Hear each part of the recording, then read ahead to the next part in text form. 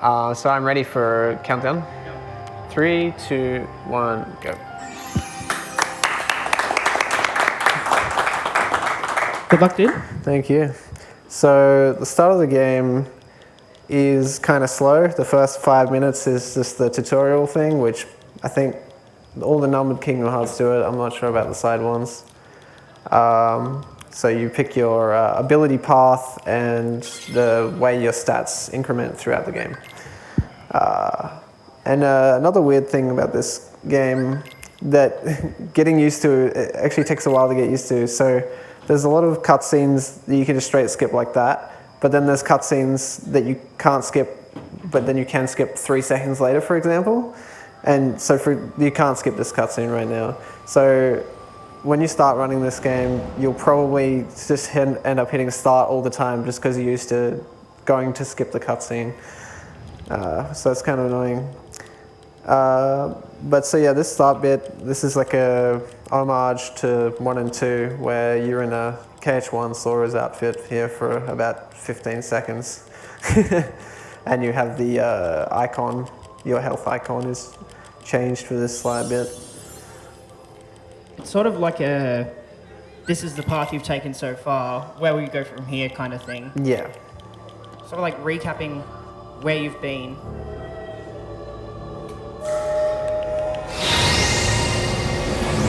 That's just teaching you about triangle button, which is like the reaction command, which is pretty useful for a lot of things. It operates slightly differently in this game compared to Kingdom Hearts 2. Whereas in Kingdom Hearts 2, they're sort of like quick time events, whereas in this, you build them up with your, actually I don't even know the name of it, the arrows. I don't know the name of it either. But it's just sort of like extra commands, like stronger abilities and attacks that you get that you build up by chaining combos through like Keyblade hits or using magic. So yeah, if you use a lot of fire, you'll get a fire command sort of thing. It's but sometimes there is actually a little bit of RNG involved as well. So like if you do all physical hits, it will randomly give you a magic one sometimes. Thankfully, it's very minor and it doesn't affect the run too bad, but there is a few instances where it can lose you a bit of time. So there we just chose Wisdom, which basically gives us more MP to start the game because, as I said earlier, magic is the predominant use in this game because everything scales off it, and so there's no reason not to pick it. And also magic's fast, and you don't need to be right next to a target. So it has all the advantages, and strength just doesn't cut it, unfortunately. It's one of the really interesting things about this game compared to 1 and 2. In 1 and 2, it's very heavily focused on your physical damage, but in this game, it seems they really wanted to push magic a bit more. Yeah, and they pushed it too far. It's very strong. That's our ability tree as well. We picked that particular one because obviously it's faster. A lot of time has been put into actually figuring out what abilities do you get, comparing which ones we want first, figuring out which ones are going to give us the fastest result over the whole run. Yeah, so that one is sort of like the magician's route, where it gives you a lot of stuff that scales off magic. For example, like you get it a bit later in the game, but there's Magic Galvanizer, which based on the number of hits in your combo, it does more magic damage. So if you do 1 physical hit, then 6 fires or 5 fires, then the increment will be much larger. So probably about 3 or 4 minutes in, and then we'll get to our first tutorial boss, which is Dark Side, but we call it, some people call it Clear Side in this one because for some reason they made it watery instead of dark like in the rest of the games. Probably something lore related. Dark's scary, dude. True. Yeah, this one, you know, Kingdom Hearts is light or whatever. Yeah. So first of all, before we get to Clear Side, we have 3 shadows. Now, if they're kind, you can hopefully get them in 1 combo, but it's usually 2. So. Yeah, so 2 combos. And they take 2 hits each.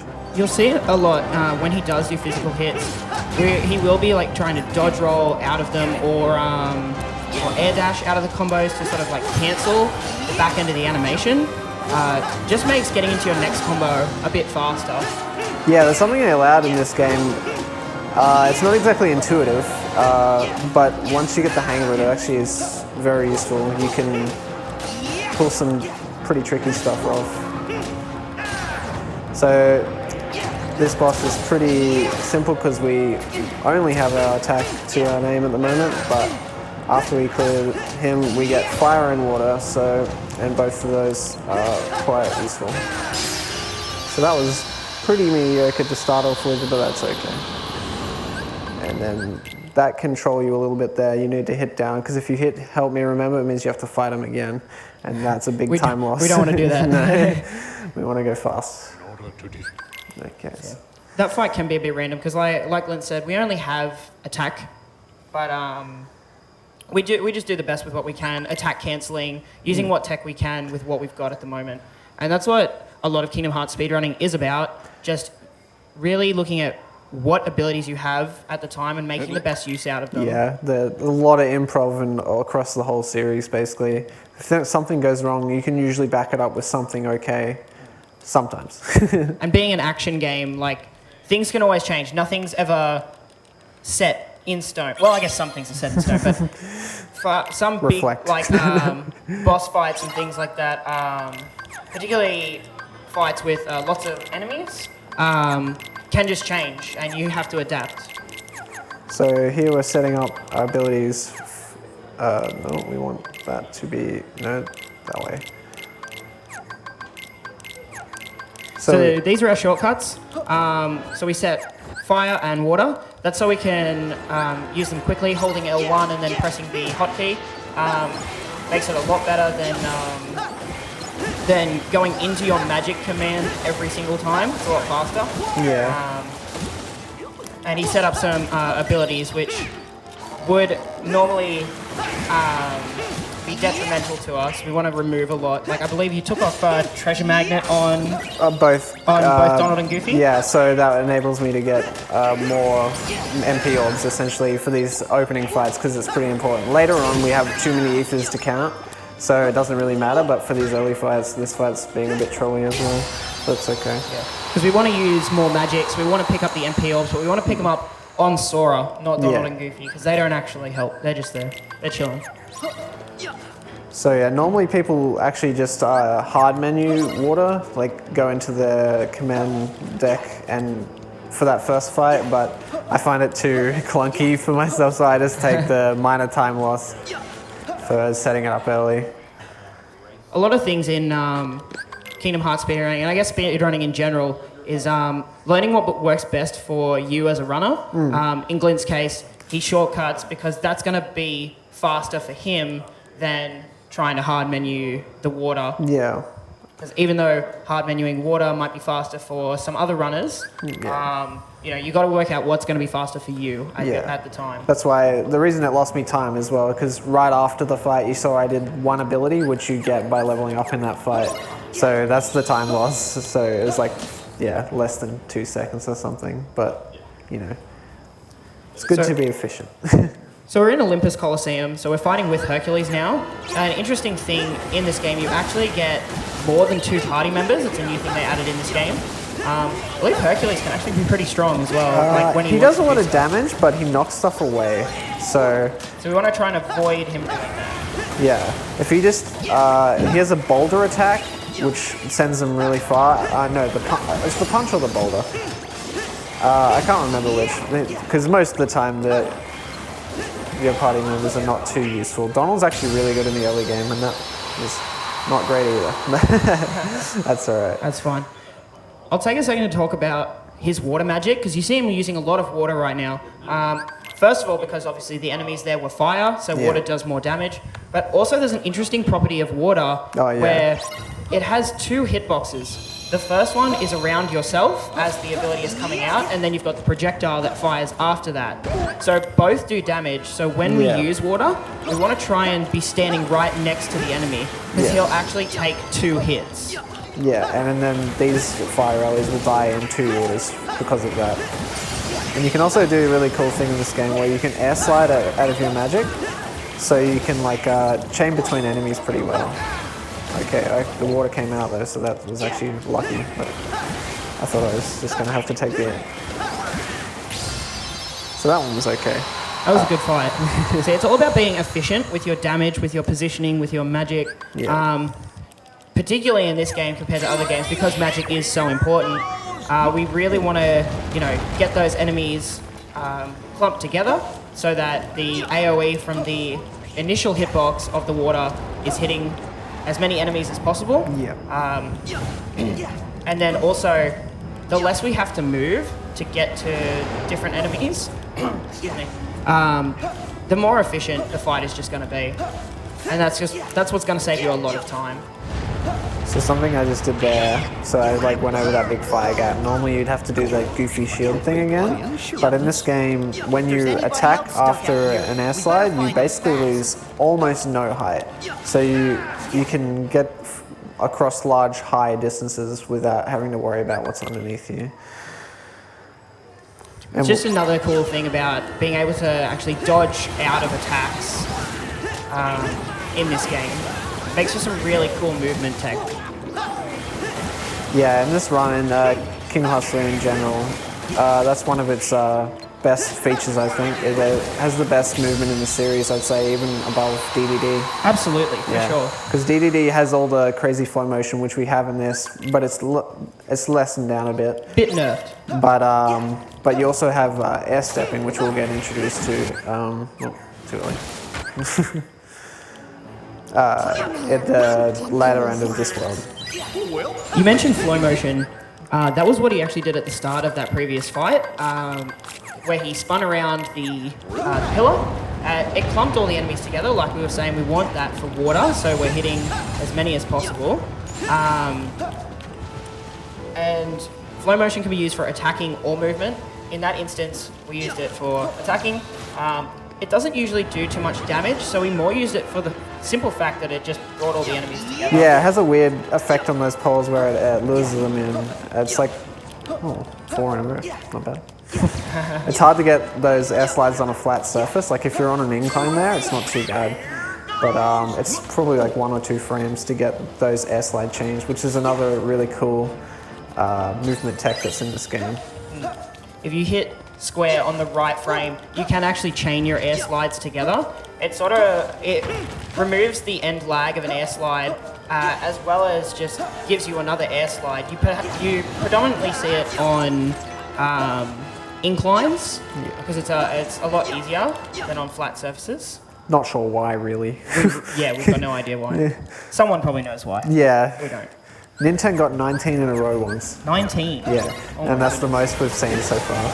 So that's actually so insane, considering it's like a 1 to 2 frame trick. And also you've got to adjust to the different heights of the platform you're on, which changes reasonably often. So this is where you're seeing the triangle commands that we were talking about earlier. Since he's using a lot of water, he got Waterer, which is a stronger version of water. Has an AoE when the projectile hits, and just does a lot more damage. We're also using forms here. This is second form, which has a lot of abilities from Kingdom Hearts 2, sort of a throwback. It also does insane damage. Like you see there before, you're probably wondering, why did he just waste all those fires? It's because that finisher that he got to is insanely powerful. It drags in all the enemies and then just explodes, pretty much wiping the room. Yeah, it's really good. Sorry, it's hard to, I was trying to concentrate while I said That's all good, man, that's why I'm here. I'm like, I was trying to counter, because, so essentially, you get, in second form, you get, the ability is called Magnet Burst, and it's the 5th hit in the aerial combo, and that's to stay in the air. We're using the magic to stay in the air, essentially, so we can get to that 5th hit in the combo. Oh, we've got the whole school here. Welcome, guys. So in this fight, you saw him use that pirate ship. That's what's called an attraction flow. In a lot of fights in this game, you also get access to these, I guess, like Disneyland rides kind of thing. Yeah, they're based off the Disney World, I think. like they're real life rides. Yeah. So you've got the pirate ship. Later we'll see teacups. We've got a little blaster. Yeah, blaster blaze, teacups, the pirate ship. Got the train coming up. The train's always cool. There's only 2 trains in the game, but yeah, that's there. And I feel like we're missing one still. We'll think of it later. Yeah, we'll come to that. You actually carousel. Magic carousel. Yeah, that's it. Yeah, and I think you use all of them at least once, so which is good. That's one of the amazing things about speedrunning this game. Like in a lot of speedruns of games, you sort of stick to the one thing, the one best thing to complete the game. Kingdom Hearts is really always unique in the way that we tend to use everything at least once somewhere. Yeah, because it's all about once you like you said before, using what resources you do have to. Oh, that's not good. Grab the ledge. You got you there. No. Okay. That'll do. Lost a few seconds there, but that's all right.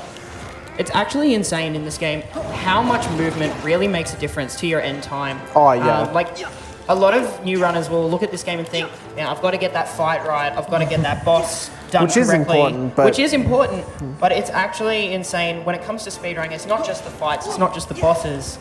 You really got to work on everything, like from your fights to your movement, to even those cutscene skips that Glint mentioned earlier. Actually, yeah. Cutscene skips, like there's a lot of cutscenes in this game. It's a very story-heavy game.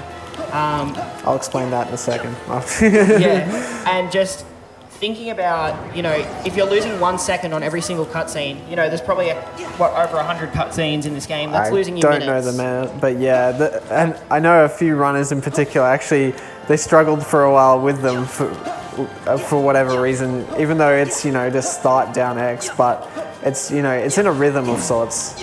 It's definitely a rhythm, and it's definitely because this game is a lot different to other Kingdom Hearts games in terms of cutscene skipping. Yeah. So do you want to explain what happened there with that big lot of air dashes after menu? Yeah. So that's basically all the abilities we need on Donald and Goofy for the rest of the game. One main one that we equipped there was Lucky Strike, which enables us to get synth items that we use to upgrade Keyblades, which is a feature they added in this game. But going back to the waterfall thing where I did the attack slide thing where you lose no height, normally there's some water elementals there that you would fight, and then that unlocks the waterfall where you can wall run like you would have, like I have been through the rest of the world. But yeah, since we float over the top, we completely skip that fight, so that saves a bit of time. The game still tries to play the cutscene too. Yeah. Like, you probably saw the camera wig out a bit, but we just said no, we don't want to do that. So people are going to get mad at me there too, because there was an attraction there which gives you Blaster Blaze for this fight, which saves an ether, but I've still never actually done the strat. It's about the same speed, so it's not like I'm losing time. But people generally try and go for it just to be a little bit greedy. But I just like doing the regular way. So. Just another cool thing that, like, I know I keep saying it, but this game, it's all about whatever you want to do, and that's one of the cruxes of speedrunning. It's really about how you want to play the game. It's a new way for you to enjoy your favorite games, and that's why I like speedrunning. Yeah, same here. Just getting some replay value out of things you never thought you would. Please kill. Good. So I just want to quickly say here, in this boss fight against the Rock Titan, you might have noticed, but when he got the upgraded water on his triangle command, it's no longer Water Ra, it's Water Za, which is like 4th level magic. The reason he's getting that is because he's got an item on called the Water Cufflink.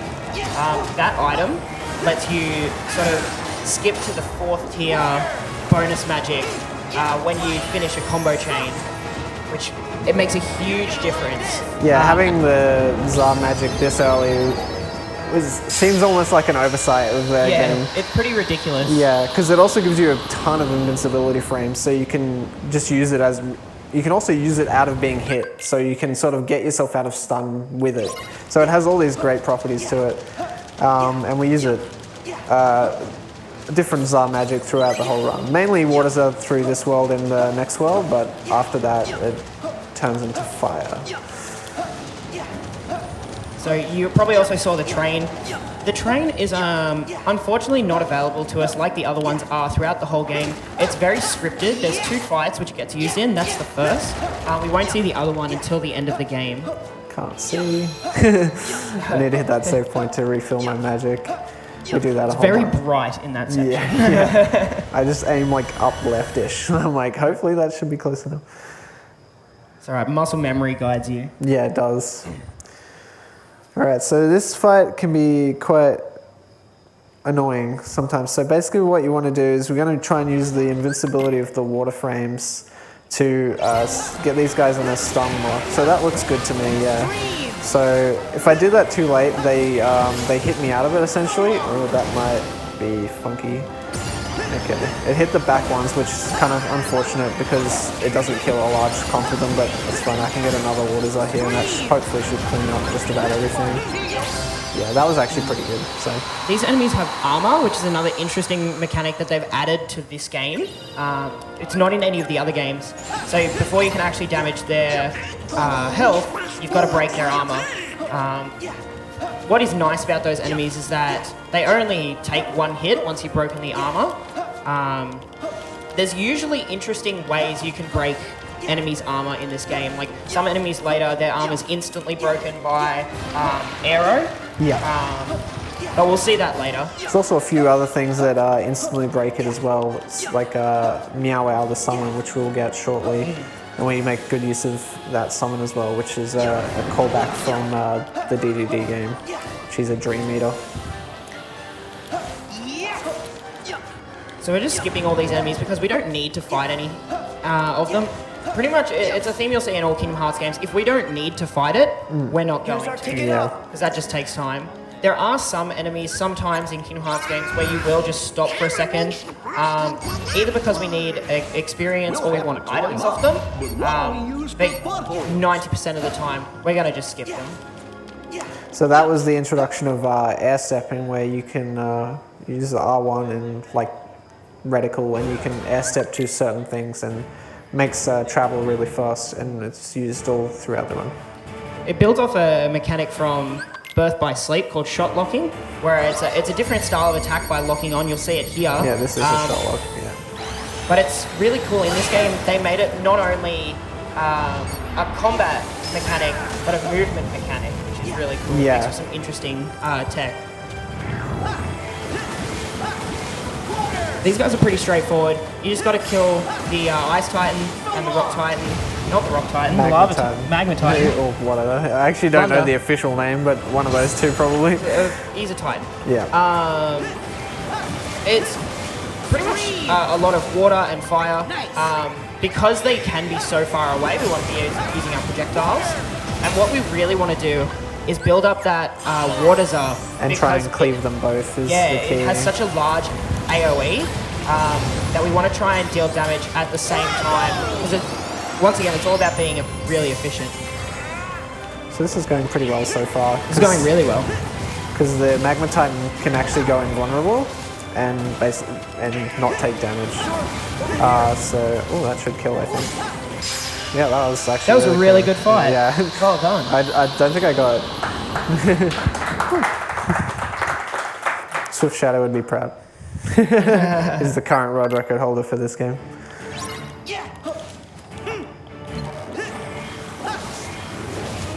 Alright, so we got the Wind Titan here. A lot of interesting mechanics in this fight as well. See, we have that guard there. Unfortunately, it's a bit random because we missed, but if you can actually deflect some of that rubble that he throws at us, and it actually does a lot of damage. So yeah, it's random whether you can get up to 4. I think I've seen 5, but see what we can get here. There we go. We got a lot of damage on him there. Yeah, that's not too bad. Yeah. So we're basically just getting his health down to push him into the next phase here. If you get lucky here, you can get Donald's reaction command. He's actually really high health. I'm actually a little bit concerned here, but I mean, we'll see what we can do. And you can completely skip this phase if you get the Donald reaction command. It does have some tight timing, but it's not too difficult. But yeah, that's just up to luck. So just a falling segment here. So basically we want to get into like 1.5 bars, and hopefully Blaster Blade shows up early. so I can finish him off before he teleports away. Because if he starts teleporting away, it's really hard to catch him. But oh, we got second form there, which is actually pretty bad because we wanted the water because it would actually do more damage here. So we were saying before about how it sometimes can be random what commands you get. Like even though he was using lots of waters, we didn't actually get the command we wanted. So we got Blaster Blaze here, which is really good because he hasn't teleported yet. I'm a little bit worried he might randomly do it now, but oh, that's going to take a while to hit. Yeah, okay, we should be okay. Good fight, good fight. No, it's not too bad, yeah. We've got double buildings, which is a little bit slow. You can save like 10-ish seconds there if you get good damage in the first phase, but... So we've just got a bunch of cutscenes here now. Is there really much to say, sort of? It's just the story happening now. Yeah, this story's, I mean, if you watch the cutscene, you're probably going to get as much out of it as if you didn't watch it. So yeah. The story's pretty convoluted, especially if you haven't played the other ones, so... Just doing a quick menu here, and then we're just going to be moving on to the next world. So we probably have time for a couple of donations if we've got any. Yeah, go in. There's just some government movement. Probably have a few minutes. We currently have no new donations. That's a feels bad, man. Man, what are people doing? We need to get donations. Beyond Blue is a great organisation. Beyond Blue is amazing. Should definitely help them out. So we're actually on an amazing pace right now. $2,219 is like crazy. We're well on our way to beating last year, which I think was $5,000 that we raised. That would be so cool if we could beat last year. What was the total of last year? 5,000 something. Okay. I don't know the actual total. Oh, I actually did one too many thunders there. But, so we'll lose a couple of seconds there. That's just a little interesting part of this game. They actually allowed you to play as multiple characters in this game. Your main one is still Sora. It's just you have some side fights where you can play as Riku, Aqua. And that's it. We get to play Riku twice, so it's the same fight, but so it's a little bit funny. But the DLC is looking like we get a whole bunch of playable characters, so that could be cool. It's really cool. It's really interesting that they actually let us explore more characters' movesets. Yeah, no, Aqua feels really good in this game, actually. Riku's a little bit clunky. Like, his aerials are just really laggy. At least he does big damage. Yeah. Mickey also does really good damage. When he chooses to. Yeah, that's actually really interesting. Although Donald and Goofy don't do a whole lot of damage, your extra party members seem to do a lot of damage. Yeah, no, they're pretty good. In Toy Story, Buzz and Woody actually do a lot of damage. Yeah, it goes unnoticed a lot, but they actually do a decent amount. Obviously not as much as ourselves, but Sora is the protagonist. So this is Kingdom Hearts 3's version of Gummy Missions. We basically have open space, which we're just flying through. The reason we come over here, shooting the rocks as we go along, getting waypoints, is to set up for later Gummy Missions, and also the rocks give us items. Yeah. So it's all sort of like, while we're on our way, Yeah. we want to be as efficient as possible, getting more items, getting money. Money is very important because we want ethers for more magic. Yeah. And a bit of food. That's it. Yes, food as well. Yeah, food, that's another system that we'll get introduced to in this next world. Yeah, we'll probably explain that a bit later. When we start using it, I guess. Yeah. So, Another interesting thing you can get from these rocks is upgrade items for your Keyblades. Yeah. So Unfortunately, didn't get any there, but it's a bit random. We still get we've still routed out ones out of chests and other places, so we still get our Keyblades to a very manageable level. Yeah. It's just sort of a nice luxury, I guess. Essentially, you can say, yeah. So if you happen to get some extras. yeah, so if I got a fluorite there, that's the name of the material. There would be a chest I'd skip in this world, essentially, which would save 5 or 6 seconds because it's a little bit out of the way. So you can also get Damascus, but that's really rare. So it doesn't actually save as much time as fluorite, funnily enough. So here we are in Twilight Town. So this game is kind of weird with, most the other Kingdom Hearts games, basically you visit each world kind of twice, generally is how it goes. But with this game, you only do one visit to every world, basically. They're nice big visits, though. Yeah, they are extended visits. Okay, so. Sort of like in Kingdom Hearts 2, each time you visit a world, it's nowhere near as long as the visit in this game, but you visit it twice. They really did a good job of really expanding on the worlds they chose to put in to really get some value out of your one visit. So we see more pirate ship here. What we're actually going to try to do, this is our new Keyblade Heroes Origin. We're going to try and build up the transformation of that Keyblade here because it actually does a ton of damage in its transformed state. We got Waterza. That's unfortunate. All physical hits, that's what I'm saying, but yeah. That happens. Yeah, so I'm going to have to improv a bit on this fight here. So. Are we still going to try and build up? Yeah, we are, yeah. Instead of doing a shot lock at the start there, we're going to just, do regular combos again. I'll explain this Keyblade. When it transforms into a shield, and when you defend with it, it builds up like an extra hit. It just shoots fists at this thing. That's pretty epic. And it does insane damage. Like, we've already done a bar and a half on this boss. Yeah. Okay. Now he's going to dive at me here. And hopefully I can get a second one out. Yeah, because we've got a Waters over there. That did a whole bar of damage. Is that going to kill him?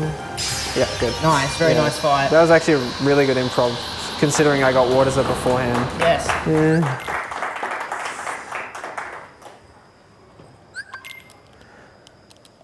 So this is where they introduced the camera in the game, there's like a selfie system in this game, which we actually do use, funnily enough, to get better gummy ships to make. So that's all it's really, for the run it's used for. And then there'll be one spot where we use it just for fun, because it looks funny. It does look funny. Yeah. That's way later in the game though. They actually just threw so many really just nice little fun things in this game. Like the gummy phone where you can take selfies, do some fun things with. The fact that there's people in this world, that's one thing that we've really never seen before in Kingdom Hearts games. The worlds are always very empty. There's not a whole lot of people around. But in a couple of the worlds, they're very populated. Like, we walked through the main area of the town, and there was just people everywhere that, they make comments. They sort of feels more react alive. to things you do sometimes. Yeah, it's just a really nice feeling about this game. So here, this fight is notoriously pretty, across all the games actually, Power Wilds are quite, okay, well I got the splash run there. They're a very elusive enemy. They like to jump around, dodge your hits, and a lot of the combos they can do to you will sort of just stun lock you for a decent amount of time. Can be pretty annoying. Luckily, we have water with the big AoE. Thanks, Goofy. As well, we kept... yeah, thanks, Goofy. He's just spinning out of control. Yeah. That's the only ability he has on right now besides supportive abilities. He has Goofy Tornado, so that's what he's meant to be doing. But yeah, as I was saying, luckily we have water. We also kept the Hero's Origin transformation for a little bit there, which got us a projectile attack. Didn't actually want really that, nice. but I kind of was making do, because I should have let it run out when I was heading there, because it's actually better just to have regular. It's better just to have regular. Because it's kind of a slow attack. That's the only reason why. It kind of did help us out. It was actually not too bad though, yeah. So the improv, it worked out.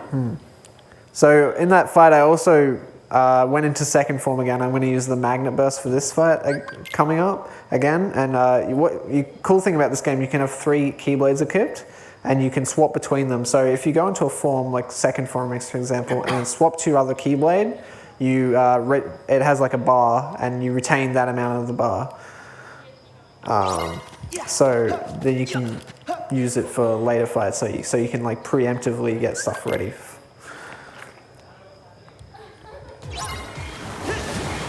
So here, just waters again until we clear the first, get the third wave to spawn. Oh, one more. Yeah, that was unlucky, but Our big hope in this fight is that the enemies stay all close to us in the middle, so that the waters are AoE just hits all of them. oh, I have no magic. Okay, we're just gonna do raw teacups. Normally we'd do the like the five waters or fires to go into Magna Burst and then draw them in to use the teacups. So the teacups hits them all, but that was still okay. That was still good. Yeah. One thing I actually find really interesting about that fight is it introduces fighting against nobodies and heartless, which in previous games you really only fought like one or the other. Yeah. And it also introduced Neo Shadows, which are a very hard to fight enemy in the other games. The upgrade of shadows, which you know, they basic go enemies. underground and stuff. We actually have some other underground enemies in this game as well, which are floods, which are unversed. So we get, you know, all the Kingdom Hearts enemies.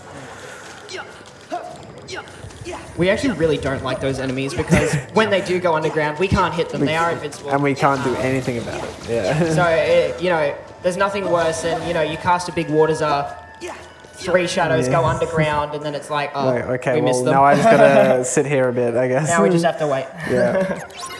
So this is the food collection for Remy. I think that's the name of the rat? Remy. Is it Remy? Yeah. Yeah, okay. Because everyone thinks the rat's No, name. you're Disney. Yeah, I should, right? But a lot of people call him Ratatouille or whatever, even though that's not his name. But anyway, yeah, so he's the chef of this game and teaches you how to do the cooking and stuff. Which we don't actually use that, we just buy the food from the shop. We just buy food. You know, Uber Eats, let's go.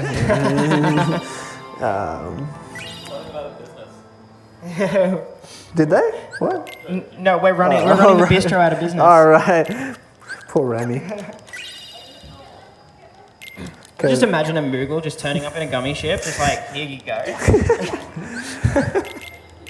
So we just got Shooting Star, which is primarily a magic Keyblade, which is, so we're going to be using that until we get the Keyblade that we use for the rest of the game.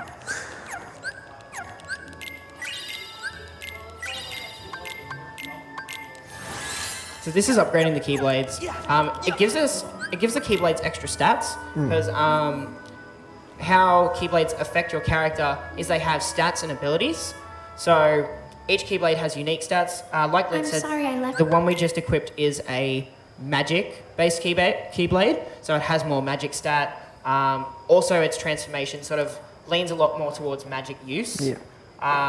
And then it has abilities as well. So you'll see some Keyblades might have Combo Plus, which will extend our combo, or they'll have like some defensive abilities. They also have like movement abilities. So, Yeah, they can have movement abilities as well. yeah, so when you're in the form, for example, with that one, you get double flight, which is the double jump, which you get later in the game anyway, but it just gives you to it while you're in the form. So sort of like teaching you about it early. So hopefully you get one fluorite here on the way, so we don't have to get the one under Andy's bed, which is the next fight. Yeah, just some more overworld movement, so yeah, once again, gummies are a great time for some donations if there are any. Yes, we do have lots of donations now. Oh, We have $22 from Danis the Manus, who said, happy to donate to an amazing cause. Love you, the midget. We have $16.28 from Ellie F, with no comment. We have $26.96 from Etchy. Happy to donate. Etchy. Happy to donate to show support for my favorite Australian runner, a great marathon and a great cause. Best of luck with the run. And we have a $107.50 donation. Wow. From Anonymous. That small donation counter made me sad. Have a donation. Thank you very much. Thank you everyone for all the donations. okay, so normally you do this boss, but I'm not sure, it was about a month or 2 months ago now where we found we can actually skip these. It is one frame, so, and what we did just before I went into the quick menu is I activated the accessibility controls to change L3 to triangle. So Okay, there we go. Which yeah. So, because mashing L3 is pretty difficult and it's a one frame trick, but you can also use the camera, which is what I use there. L3 is the reverse button for the gummy.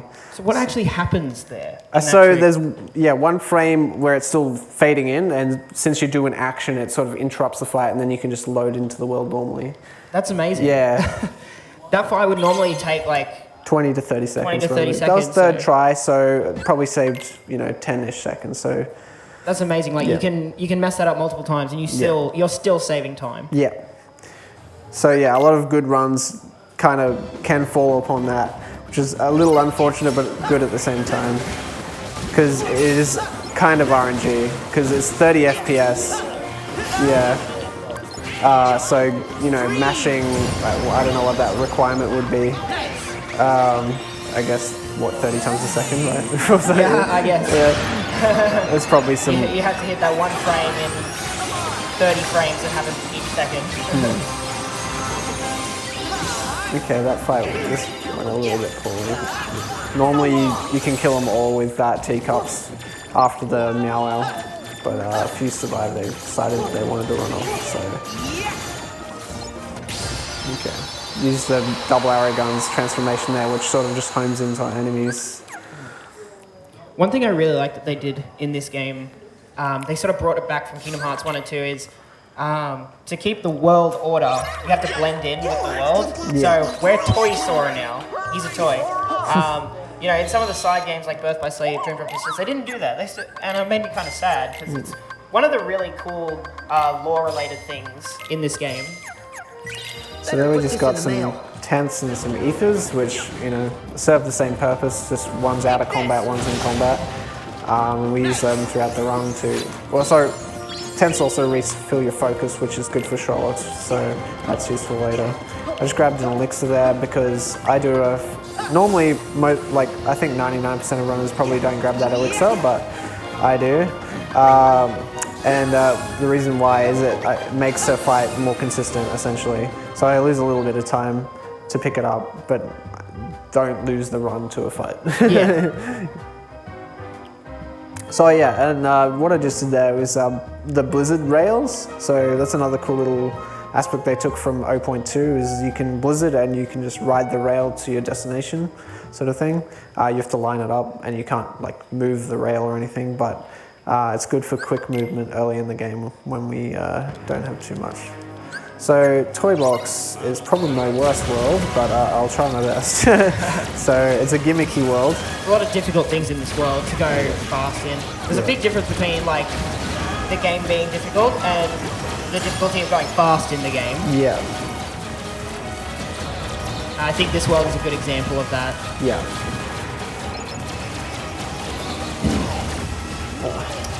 Getting a bit annoying. Just while he's doing the fights, we've sort of explained the gimmick of this world. So obviously, you're in a mech.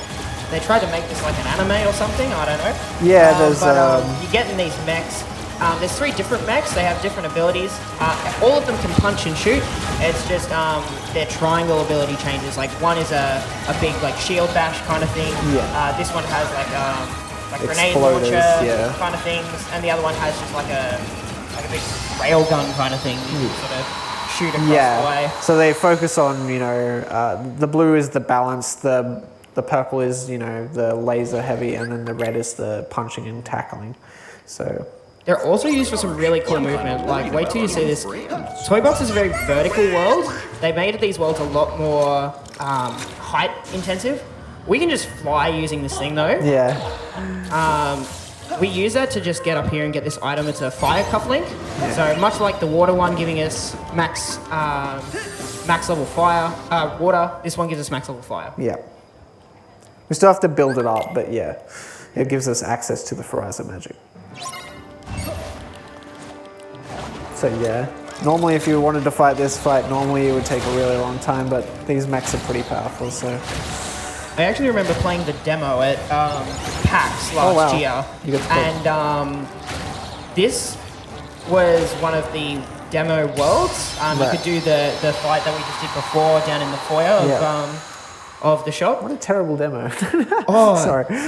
it was so difficult fighting those things outside the mech. Yeah. Like the mech actually makes such a huge difference. Trying to fight those mechs without a mech of your own is actually really difficult. So I still have the double arrow guns transformation stored here. So normally you'd have to wait for this vent. Oh, it ran out. Oh no, I got it in time. I thought it ran out there. Nice. But yeah, that saves, you know, just a few seconds waiting for that vent cycle. So It's a very nice movement. thank you. I guess we didn't mention that before. Like the way he was able to store that up is because we're able to switch keyblades. We have up to 3 keyblades on our setup at any time, and because we're able to switch them, your form change doesn't actually go away Yeah, while you're in the other keyblades. Yeah. So you can sort of store that form change and use it for later. Makes it for some really interesting speed tech, some really interesting combat mechanics that we don't see because we just use fire. It does have a lot of fire in this run. Oh, don't hit the rail. Okay, that's fine. As long as it kept going. So it can, like, because if you hit the blizzard gets blocked or whatever, okay, less good movement. Ugh. Okay, Is this it? that's fine. And we're going to get on this record player to stop this tuba thing. I don't know. So, after we do this, we're going to equip the fire coffin straight away because it's good for this next fight. So, oh. Aerial recovery, which I'll talk about that in a second. So in this game, for some reason they decided to give you aerial recovery really late. So Really late. it's the second world, but in every other Kingdom Hearts game, it's given to you quite early. When I actually played through this game, I actually did the other world first. Right. And I was just complaining to my friends, like, why hasn't the game given me aerial recovery? Yeah. Where is it? And then they were like, go do the other world. Yeah. Well, Flash Force could actually be pretty good. Yeah, why not? It did like no damage. Oh no, there we go. There we go. Got a At little the end bit. there, we got a bit of damage. The unfortunate thing about this fight, which can sometimes mess you up, is there's other enemies in this fight. It's something they like to do a lot in this game, is put other random enemies in boss fights. It's unfortunate when you get commands like Donald's Flare Force, because they can shoot the other enemies rather than the boss, and the boss is the only way I thought to I end. locked it on, but yeah, it can be a little bit finicky. Flare Force is one of the better ones throughout the run that you can, improvisationally use. So words are hard.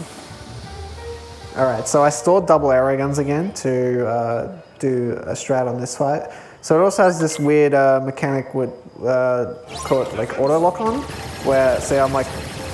It follows the UFO. Okay, I got hit there, which is a little unfortunate, but so once again, change back to my other keyblade to save the transformation. So we can use it again over here. Oh no, okay, we got it. Almost there. Come on. There we go. That was actually pretty good. So. That was not bad. I've seen that spaceship really badly troll people before. Yeah. Like, it just goes nuts sometimes. Yeah, because once it gets into its last phase, it starts dashing around really, really fast, so you can't really catch it. The intended mechanic, I'm pretty sure, is you kill one of the mechs and then you shoot it down, essentially. Yes.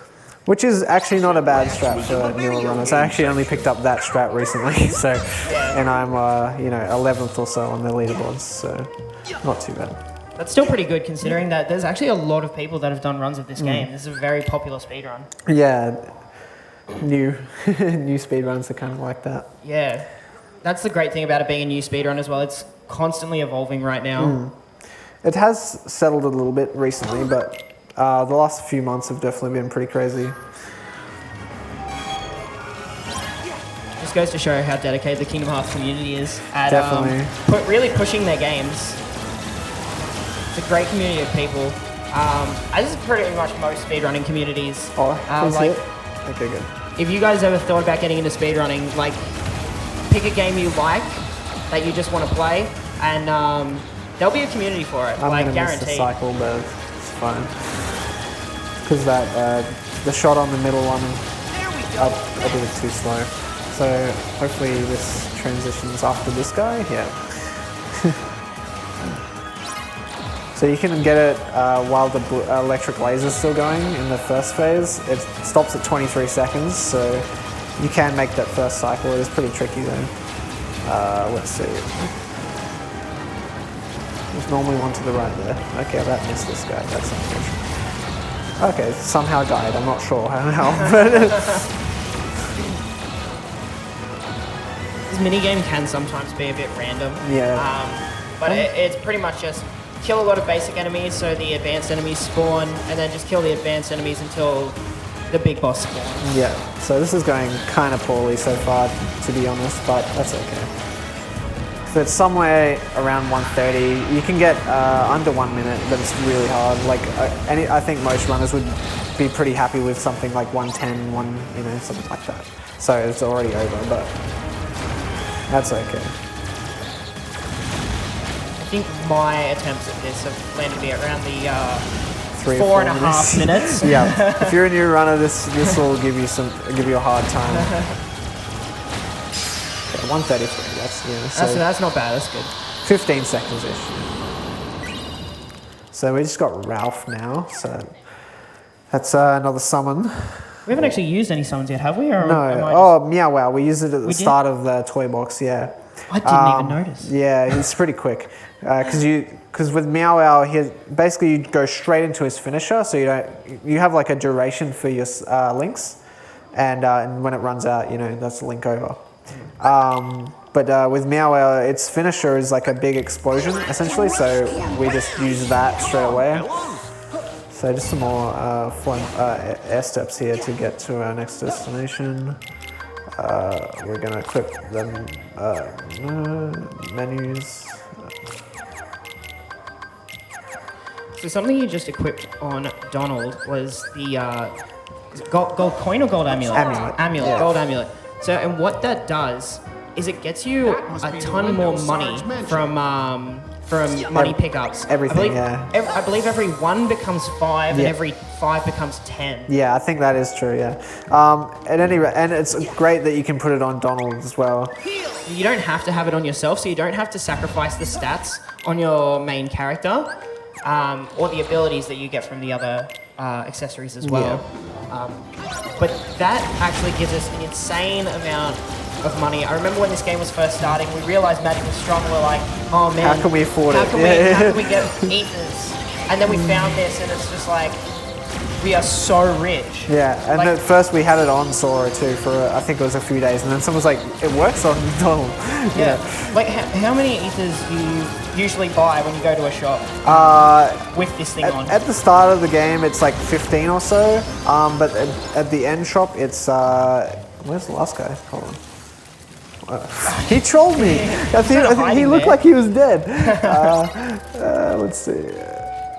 Yeah, you buy 30-ish at the end, which covers you for the end of the game. That's the insane last amount shop. of ethers. Yeah, because you just pop them like candy. So.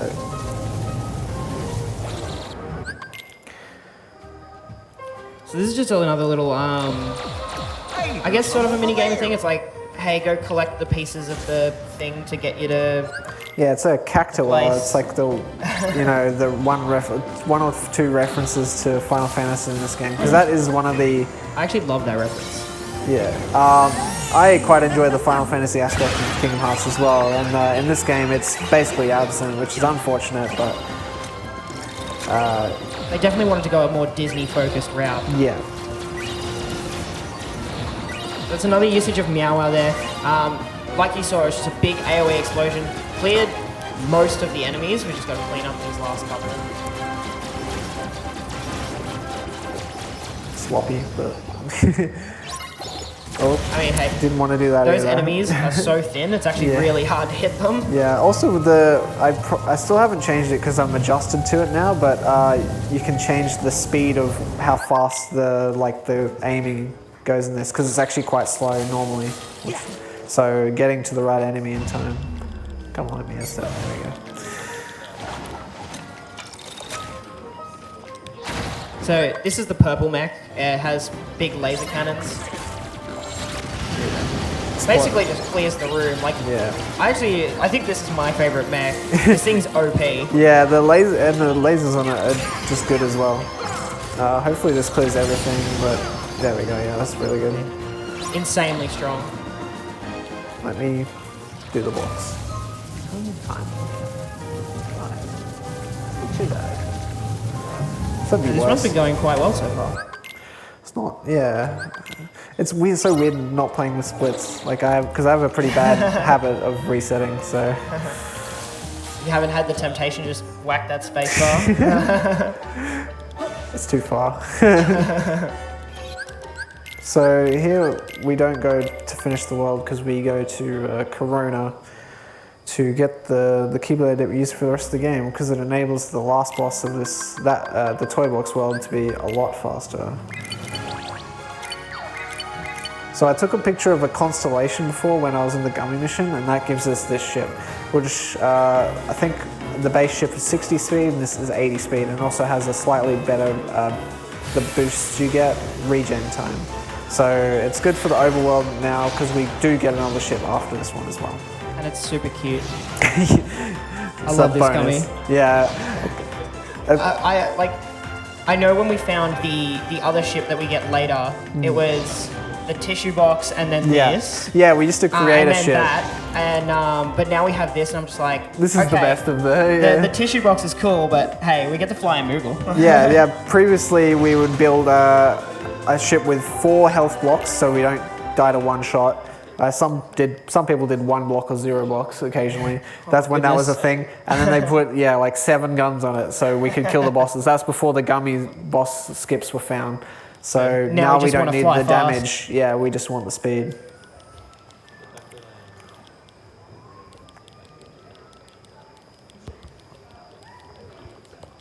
We have a donation. Yeah, go ahead. We have $11.31 from Captain Perth. Loving the KH3 run. Really great commentary. Really wish Donald would pull his weight though. Please what, sorry? Would pull his weight though. Thank you for the donation. Yeah, thank you very much. I just realized, did we explain food yet? No. Did I eat food? Yes, I've got Yeah, food we've active. eaten food. So we don't just eat food because we're hungry. So food in this game, I'll explain it now. It has an effect on your stats.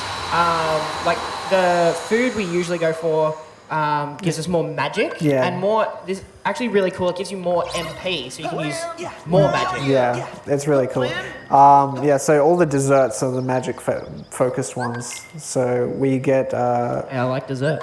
Yeah, me too. I'll probably get some after this. After I sleep, I'm so tired. I need breakfast. I had 1 piece of banana bread, so that will do me for now.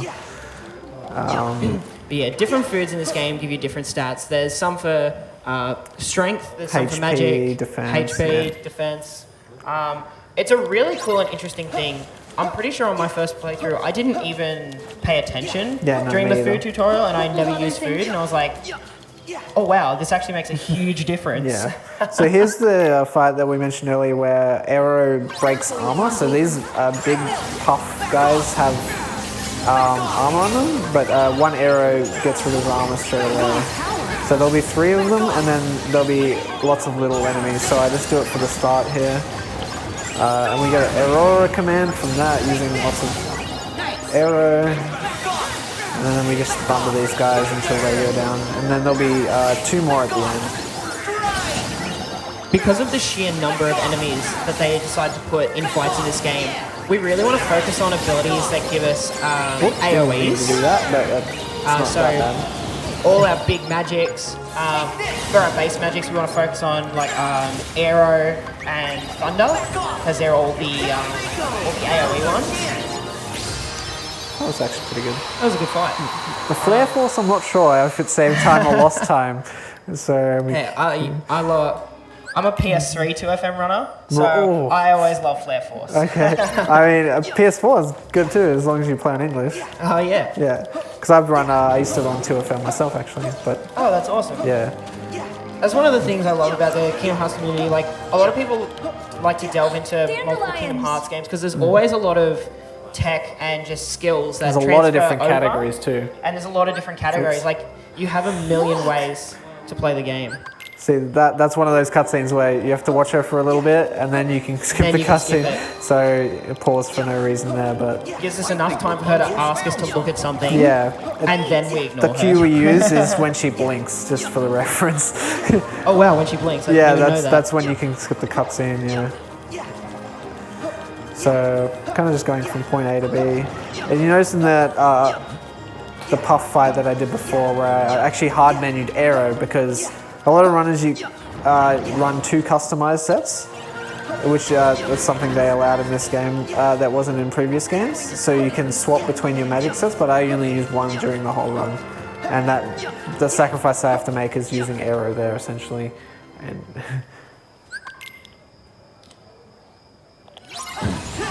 So this is a new nobody introduced in this game, based on Marluxia. yeah. These enemies, that was really good. We Oh, got I two. thought it was a 3. That's why they were close. But.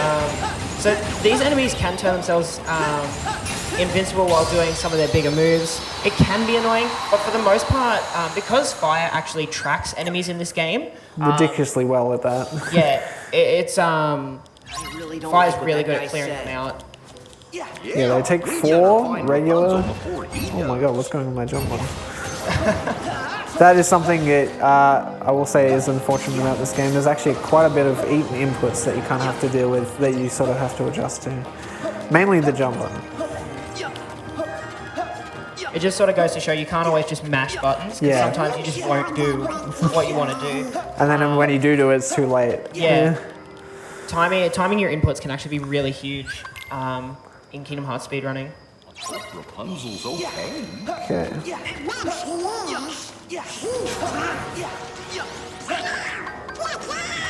You know what I really hope to see? I hope that in the next Marluxia Nobody fight, we get to see one of those fires that just goes around and around and yeah. around. I love seeing that every And then time. It always makes me giggle. there is a point where they do run out too. Like they don't just go forever, but they're usually pretty good. Hey, that was good. Yeah, it's hard to get air slides on that rock part there because the edges are really weird. Don't get knocked by the power lights. They can throw those nuts at you and it knocks you to the ground and stuns you, so it's actually quite a sizable time loss for something that's so minor. It's actually one thing that I don't like that they added in some of the more recent Kingdom Hearts games is status effects like stun. Yeah, The game's always had like poison, but I don't. Yeah, in Kingdom Hearts 1, there's actually a few enemies that actually poison oh, you. the parasite cage? Yeah. Yeah. So, It was more the arena though, not the enemy, right? no, the enemy's big breath attack. Will poison Okay. you. I haven't run Kingdom Hearts 1, so... Yeah, but in this game, there's a lot more status effects, and some of them, like stun, can be pretty annoying. Right there. So, as Blizzard had like an overworld sort of movement effect, Aero does as well. Aero can fling us up into the air, into flow motion, which makes for some really interesting movement in this world. Yeah, we sort of skipped a section there. Normally, you have to... Rapunzel like carries you over with her hair like this. We'll do one here, but I think it's 3 times when you do it normally. Yeah, it's 3 times normally, but we just use the Aero to basically skip 2 of those sections. Yeah. The really cool thing that I was watching someone search how much you can actually do with it, and I think they can skip right to the end, but there's some sort of invisible wall there, which is kind of unfortunate because Yeah, who so doesn't like skipping more of the game? essentially, so Kingdom Hearts as a series is very known for not basically having any glitches whatsoever. This game is probably the glitchiest of all of them. You know, we saw the, was that the second wave or the third wave? This is the third wave, okay. I wasn't paying attention. We're right. I'll just focus on this fight for a Yeah, second. you focus on that fight. What Glint was saying was the Kingdom Hearts, not usually known for glitches within their speedruns. The game does have a few exploitable things, but generally they're not faster or they don't let you progress the game. This is probably the most glitch-heavy one of them all. I think the other notable ones are like in Kingdom Hearts 1, there's a part where you can sort of clip through a grate, which is only useful on the English version of the game, but Japanese is still faster. Yeah, because there's text mashing in that game. Yeah. Kingdom Hearts 2, it's only in a separate category that it becomes really useful. I find that really interesting though that this game doesn't really have too many glitches because a lot of games when you think of speedrunning, they're real glitch heavy. You think, how can we break the game? But the way I like to think about this game is, how can I be better at the game? Yeah. Like it's really showing how you can use the mechanics given to you to sort of break the game as intended, I guess. And it's always really cool to see someone who can play this game with a lot of skill.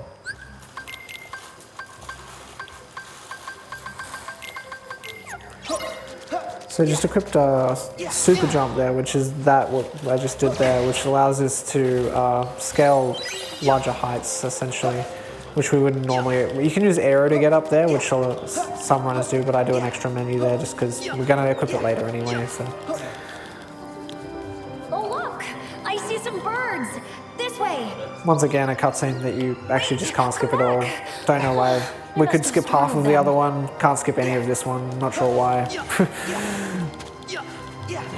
Do we have to go? I think that's another thing that Kingdom Hearts is kind of notable for, is that a lot of their cutscenes, like there's no uniformity in what cutscenes they let you skip and what ones they don't.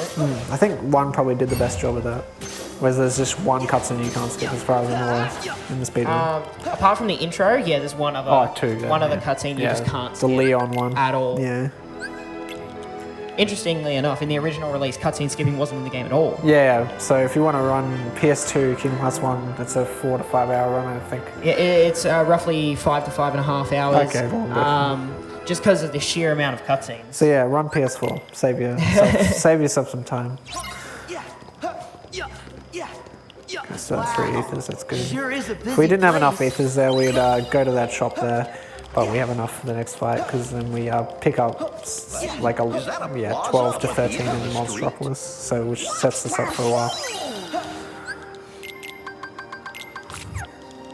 I'm just gonna say again, like the fact that they populated this town really gives this a really nice feel to this area. Right. Alright, so probably one of the better mini games, even though it's still not that good. Oh, okay, I ate my expo input there as well. Which is just the DDR sort of, but simple version. Do you mash during the big? I do. Sorry. So apologies headphone for users? ears. Yeah. Turn down your volume a little bit. I mean, I can not, but No, do it. It's yeah, funny. okay. So, in this mini game, you'll notice your commands down the bottom. The red and blue, they make you want to time your inputs and get the right ones. But we can just mash it. It doesn't matter if you get it wrong, because eventually when you mash the right button... As long as you're mashing at an okay speed, it doesn't even need to be that fast, like I'm mashing pretty slow here. And you just hear this noise going. Yeah, bloop, bloop, bloop.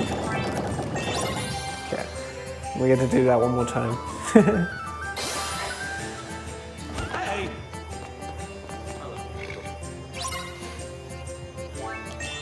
I think there is actually a particular route to this mini game, isn't there? Yeah, so a certain number of partner changes allows us to get to these perform commands, which increases our bar quite a lot.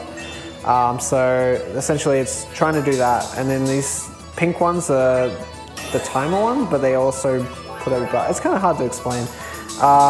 You can get away with a lot of different variations though, and only lose maybe 2 or 3 seconds, you know. So that was not too bad. I think I did 1 extra too of the pink ones. But. It's actually really interesting how even the mini games have speed tech. Yeah, it's just really funny. Like the Virum Rex one that we did before, that's technically a mini game, and yeah, like I said, I lost 15 seconds to that, so because I didn't get the quick cycle. The mini games where you actually have speed tech are definitely the more interesting. Some Kingdom Hearts mini games tend to be auto-scrollers, which just means you can't speed them up in any way. You just sort of have to get through them. Yeah. I believe we have one later in this game Yep. as well, but we'll talk about that when we get to it. Well, I actually didn't mean to do that, but it's actually not too bad in this fight once again. The only bad thing about it is, yeah, it sends them really high. Oh, it's got a twofer again. Yeah. Less common in this one. So we're waiting for the next wave here to spawn, and then we'll use the carousel. And hopefully we get the final hit on the last wave of the... No, we didn't get it. On these, the last hit can hit these guys, and that can save a little bit of time. Oh, I thought that was Flyger. Wasn't even looking. Oh, okay. It's lucky we had spare EPs there, because that was actually a mistake. You're not meant to let yourself go out of MP there. Managing your MP in the speedrun is actually really important. Like keeping an eye on the enemies, keeping an eye on what commands you're doing, plus keeping an eye on how much MP you have. You really have to concentrate on everything you do in this speedrun. But I'm sure for Glint, it's mostly become just muscle memory. Yeah, and just, pretty much. It Like just sort of all blends into one. I wasn't even thinking about it there, but yeah. And later on, you get given it at the start of the game, but I don't equip it until right at the end, basically, which is MP safety, which it does that for you. It makes it so you won't run your mana out. You can't go into MP recharge. Yeah, unless you use Cure or a Summon, which you need to be full MP for a Summon. Or Link. That's what it's called in this game. There will always be summons to me. Yeah, same.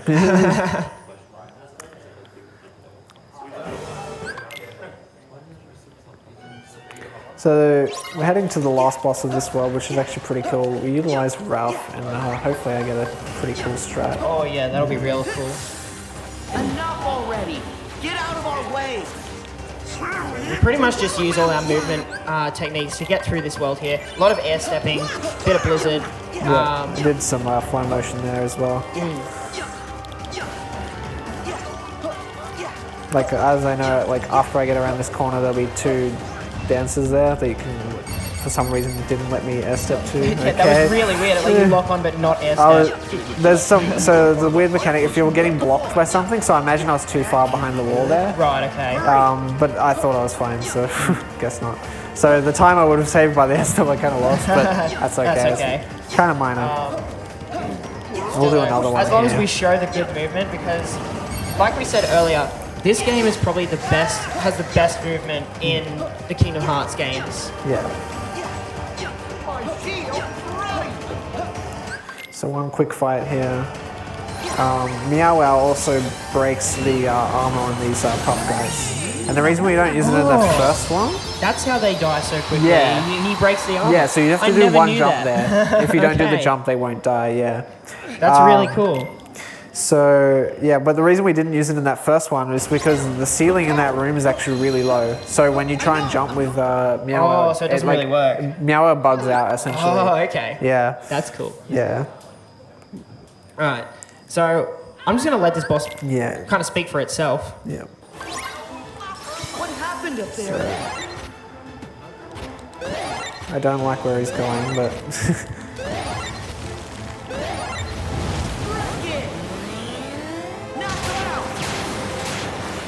Wow, that's really bad damage. Of course I miss it in the marathon, right? Still though, we just took like 6 bars of health off this guy with one move, which is insane.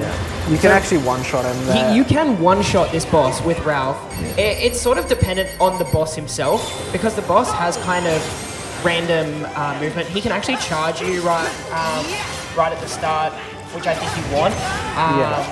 Or he can just sort of fly around. Unfortunately, we got an unlucky pattern, but yeah, Ralph's blocks, you set them up, and when they explode, it shoots off all these little bits of debris, and they do a ton of damage, especially if they all sort of knock him at the same time. It's sort of like a combo-y sort of thing. He might DM here.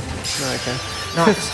So, what really Glint actually managed to do there is skip his big attack where he moves up to the top of the tower. And you get like caged in. Yeah. We call those a desperation move, or a DM for short. Yeah. It's sort of when the boss is sort of getting low health, they sort of had this big move where a lot of the times they go invincible. Yeah. And obviously, any time where we can't hurt the boss is time lost. Yeah. So normally you just one-shot the boss there and don't have to worry about it, but thankfully I still managed to get it. So... Yeah, we always want to try and skip a DM. We usually can with any boss. I don't think there's many bosses in the series where you can't skip a DM. But yeah, the fact that we were able to get it is good because it just saves time. Just heading back to Toy Box here to finish Oh yeah, we the still have last to finish boss. this world, don't we? Yeah. I forgot about that. What we just got from the end of that world is the Ever After Keyblade, which is what we use for the rest of the run. It is just basically a really high magic stat, really good shot lock, and it also gives you the Erosa command as a baseline. So Yeah, so it's sort of like having and Leaf the Bracer too. But it's not sort of really having that. like having the wind cufflink equipped without taking up an accessory slot. This Keyblade's crazy. Yeah, it's definitely way overtuned. Yeah. So like right now we have access to 4th level fire and 4th level arrow as a finisher command. Don't synth the Mega Potion. Don't need those. So as you can see, like this Keyblade already has 8 magic, 9 magic we're giving it now. Yeah. Like it's a crazy high stat, considering what your Kingdom Key has what 2, 4 or 5 3 or now? 4 or 5. Yeah, it's so much lower because stat points in this game actually make a huge difference to your damage output. Yeah. Yeah, like one magic can be the difference between getting a DM and not. Exactly. Yeah. So this is the strat that I was mentioning earlier that I do differently from most other people here. I do a non-max to start with, which makes him do a specific move here. He'll do a laser attack. Normally people do one refocus here, but this is what I picked the elixir for, so it gives me full focus. I did that too early, but it doesn't really matter. And this way I can do 2 full shot locks this way, and this way he doesn't move at all, which is, that's the problem with the other one. Sometimes he moves around like crazy and you can't quite get the max shot lock which you need. The max does quite a lot more than the 27, Yeah, which is this laser thing. I remember last time I was watching another runner do this fight. The boss was just flying around the whole arena, and it's so hard to actually get that shot lock because of the way this boss like moves. buildings The falling and best stuff. way to do damage is those shot locks. Yeah. Also, it just does insane damage. Yeah, like, what, 3 full shot locks and a non-full shot lock, and he's just dead. Yeah. Didn't have to do anything else. It's just another point about why this Keyblade is insane. Favorite deputy. Good for plat runs. Yeah. Gives lucky. That Keyblade would normally give extra synth drops if we were to use it. Yeah. But we pretty much got what we need. We get one other one that we do use for one portion of the game, which is Nano Gear, which is from the San Francisco world. Other than that, it's just these 2. Yeah, pretty much. So I did mention earlier, the amazing thing about Kingdom Hearts speedrunning is you usually use everything at least once. That doesn't include Keyblades. Some Keyblades are very bad. Yeah. But in terms of quite a lot of them, in fact. Yeah, but in terms of like magic, summons, abilities, like you'll see everything at least once. Yeah. So now we're just going to go pick up the other ship. So this will be another great time. This takes about 3 to 4 minutes. So we probably donations or a plug. Just plugs or anything. Yeah. Oh, Sains is here. Oh, the man, my person I'm rooming with.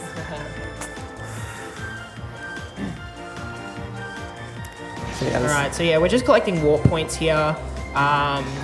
Just collecting items. We get our other ship now. Yeah, we're heading there. Yeah, There's another constellation, so we have to take a picture of it. That's the use of the camera in this game. And that ship that we get now it's so ridiculously fast. It's just really fast, yeah. Actually, does pretty good damage too. Yeah, it's just all around an amazing ship. Also, this little ship here is an homage to the Kingdom Hearts 2. Oh, that's the Olympus gummy ship. Yeah. Oh, wow. Well, I didn't even know that was there. Yeah. I'm actually kind of going slightly the wrong way, that's why. But I guess I'll show that off. Lost like 2 seconds. Oh, that's cool. I'm still learning so much about this game. Right. It's cool. Maybe it's a pretty good run. Let's see. I'm probably going to go back to 2FM after this. Oh, shit. Because because I need to lower my time. I still have a 3:16, so Hey, that's pretty good though. it's all right. What you got, like sub 3, right? Or Yeah. did you end up getting it? Yeah. Yeah. I'm just under 3 hours in Kingdom Hearts 2. So that's the new ship, and we're gonna do the second gummy boss skip here now. So hopefully under 5 tries I'll be happy. This one is another one that's, the fight's usually like, what, 30 or so seconds? Yeah, 35 I think. Yeah. Yeah, this thing's really fast. Most runners actually take a little different route here, but I grabbed the extra money and it's safer, and it's, I think. Always good to go about for the same. safety in a marathon for sure. Yeah. Yeah, definitely doing a few baby strats, but you know, why not? Hey, strats are strats. Yeah. Alright, so here we I go. love that about Kingdom Hearts. It's like there's easy strategies, there's harder strategies. It's all based on whatever the runner feels comfortable with. It's whatever you want to do. 2? That's good. 3 and 2? Yeah, I'll there we take go. that, yeah. I think GDQ did 1 and 2, so. 1 and 2. Wow, that's crazy. Yeah. So yeah, we just skipped another gummy boss just casually. Yeah, just don't want to deal with him. Unfortunately, I wish we could skip the last one, because there's one more boss in the game. Oh yeah, that's a long one yeah, too. Yeah, it's really long, but the That's a cutscene acts a mandatory little one, bit though. different for whatever reason, and we can't skip it. Well, not yet anyway. Maybe someone might. Yeah, maybe in the future. As I said We can earlier, this dream. game is still like constantly evolving. Oh, gotta change this back. Yeah, it only came out in what, January? So you know, it's still only a few months old, but it's definitely come a long way since then. So this is Monstropolis. Once again, we're not a toy this time, we're a monster. Yeah, quite a weird design. Really cool though. Once again, it's such a shame that the side games didn't sort of use that boar sort of thing, but I'm glad this game did. These little enemies here are the floods Yeah, these are that the we were ones. mentioning earlier, the other enemies that can go underground. So really we just want to try and That was clear good. them as quick as None of them possible. went Yeah, underground. none of them went underground, so that was really good. Lucky, but you know, we take those. I feel much better when Boo's back in her own room. So good timing, Sains, by the way, because he's going to be running Monsters Inc. Scream Team. Oh yeah, the Monsters Inc. run. Yeah, that's on Friday or Saturday, I think. Yeah, man, that's going to be a great run too. I watched him do that a lot. He's going to teach me how to do a bit of it, apparently. Oh, that's awesome. it There are should be so many amazing runs in this marathon. fun. Every year we just get such good content. I love it. So there we just take off Treasure Magnet and Googly Appeal off Mike, which is like, so Googly Appeal is like a taunt if you play MMOs or anything like that. And Treasure Magnet, once again, is just so we get the MP orbs.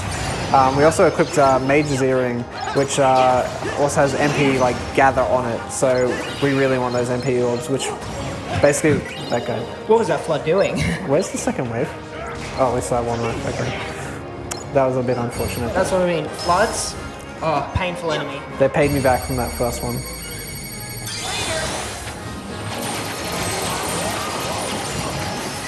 Okay. But the one upside of that was means my MP came back. Yeah. So I didn't have to use an ETA, but For sure. okay, what's left? Oh, wow, he's alive. Okay. I kind of have to do just regular hits. Oh, wow. Okay, very unlucky. Yeah, normally everything dies in that explosion, but... So yeah, we just, in that shop before, we just bought more ethers, and we also got our second food, which is fresh fruit compote, which increase. It's actually the same magic up, but gives more MP. So we can use more. Yeah. More So it's just a casts. higher MP bar. Yeah. We get 2 of those, which gets us to the third, which will be Crepe Suzette later in the game. Which I have no idea what that is, but sounds nice. Can't say I've had it. I mean, something French, but it sounds good. Definitely makes me hungry though. Yeah, oh man, furious. This is quiet about food. So just the auto-scroller rail section here, you can speed it up a tiny bit by doing square, which is the super slide, which is what you normally do in the air, but yeah, not much going on here. Kill the enemies on the way because extra XP, and they actually fire out bullets at you, and if they hit you, it stuns you and slows you down. So. we actually do want to try get as much EXP as we can because, like, leveling up gives you more stats, gives you more abilities. Do we still want to hit level 30 by the end of the game? Yeah, it's still 30, yeah. Because there's another combo plus that we can get, so to extend our, is that correct? The combo plus? Yeah, so it increases our fire and just, I mean, it would be regular hits as well, but so we can do, I think it's 5 fires at the end of the game. So I remember you mentioned the ability that will increase the magic damage the more casts you use as well. Yeah, Galvanizer, that's at like level 28, So, I believe. By leveling up and getting an ability that gives us an extra cast, it just does wonders for the run. Like, it might not always be noticeable, but it is there making a big difference. So there, like you can see, I was going straight from Meow Wow into Meow Wow. Basically, that was because with those enemies, when they exploded, the MP orbs were coming out of them, and I was absorbing them instantly, refilling my MP bar instantly. So basically, because to use a Link in this game, it requires a full MP bar, and that's also, I was at like 99 magic when I started that second phase, but I had to use an ether so I could use the summon there. Oh, don't die. I'll try.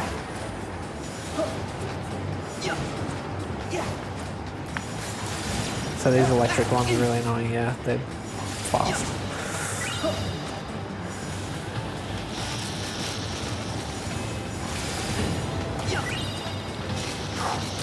You were cutting that real yeah, close. I know. Doing the super slab is actually risky, yeah. This is mashed.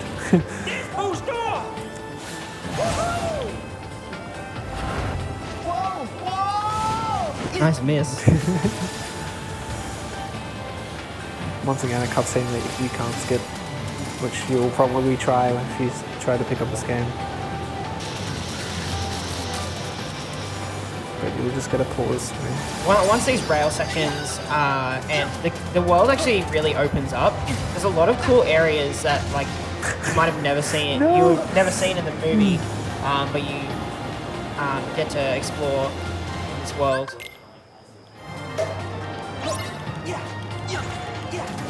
So that fight there, we can just run Oh yeah, past. we can just skip that one. We don't care. Whose door should be right around here somewhere. That was probably found really early. Where's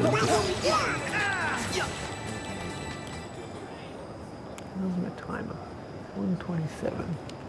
Not sure. Oh, I'll see by the end of this world. 'Cause the end of this world, the 136 is roughly what I'm getting in my runs, but so anything close to that should be alright to finish this world. Okay. So we're just moving to the next fight. Also in that fight before, I forgot to mention, there was a laugh meter, which is like the mechanic of this world in a few fights, not all the fights, but you basically need to fill it to get the Scream Strike ability to progress onto the next fight. So it's about just like killing as many enemies as you can. Didn't give me super jump off that. So with this section, dodge roll actually has a lot of iframes as well, so you kind of just air slide and go through that area, not worrying about the lasers too much. Also, it's beginner, so even if you did get hit by the lasers, they're not going to kill you. They do quite a lot of damage in the high difficulties. Yeah, I was going to say, this section of the game really shows how important some of the movement abilities can be in terms of invincibility. Yeah. Dodge rolling and air sliding can really make the difference between life or death in some of the higher difficulties of this game, and also just in general saves you time because if you're getting hit, you're not hitting things. Yeah, you're a bit generally somewhat in hit stun or whatever. Yeah. Okay. A lot of the fights in this world are shot locks and meow wow. Yeah. Mostly, once again, just because the sheer volume of enemies that they decided to put in this game means we really like area of effect abilities. Also, Meow Wow's range of effect is really, really big. Like, It's actually insane. It covers that whole room. Like, I don't know why they made it that big, but it's useful. So.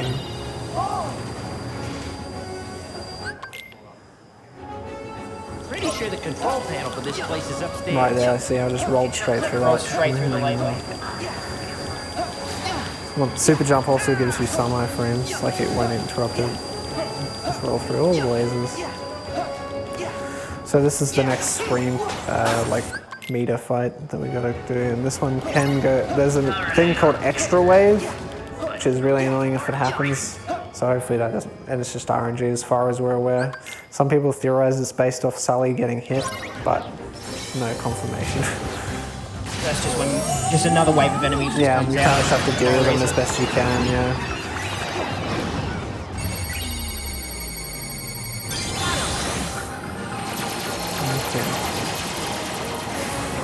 Okay, so we went in the cutscene there, so we didn't get the extra wave. It would happen there if it was to happen. So.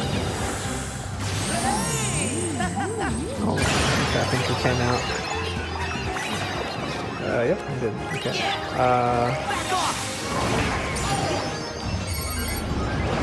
That's risky. Oh, that's still risky. I want to get a 28. Okay, that was close. Because it won't kill if I do a non-max one there. I mean, look, it still didn't kill. Oh, because I guess I overlapped. Yeah, overlapped it. Yeah. Oh my god, nice. I'm gonna get. Unfortunately, this enemy is in a really annoying spot. Yeah. His back and sides are actually invincible because of his shell. We can't hit him from there. And he was just staring into that corner. Yeah, and I couldn't really get over there. And then he used the suck attack. Okay, so I had two. I wasn't sure. So this should cover the whole room as long as they're all up, yeah. So besides that guy being in the corner, that wasn't too bad though.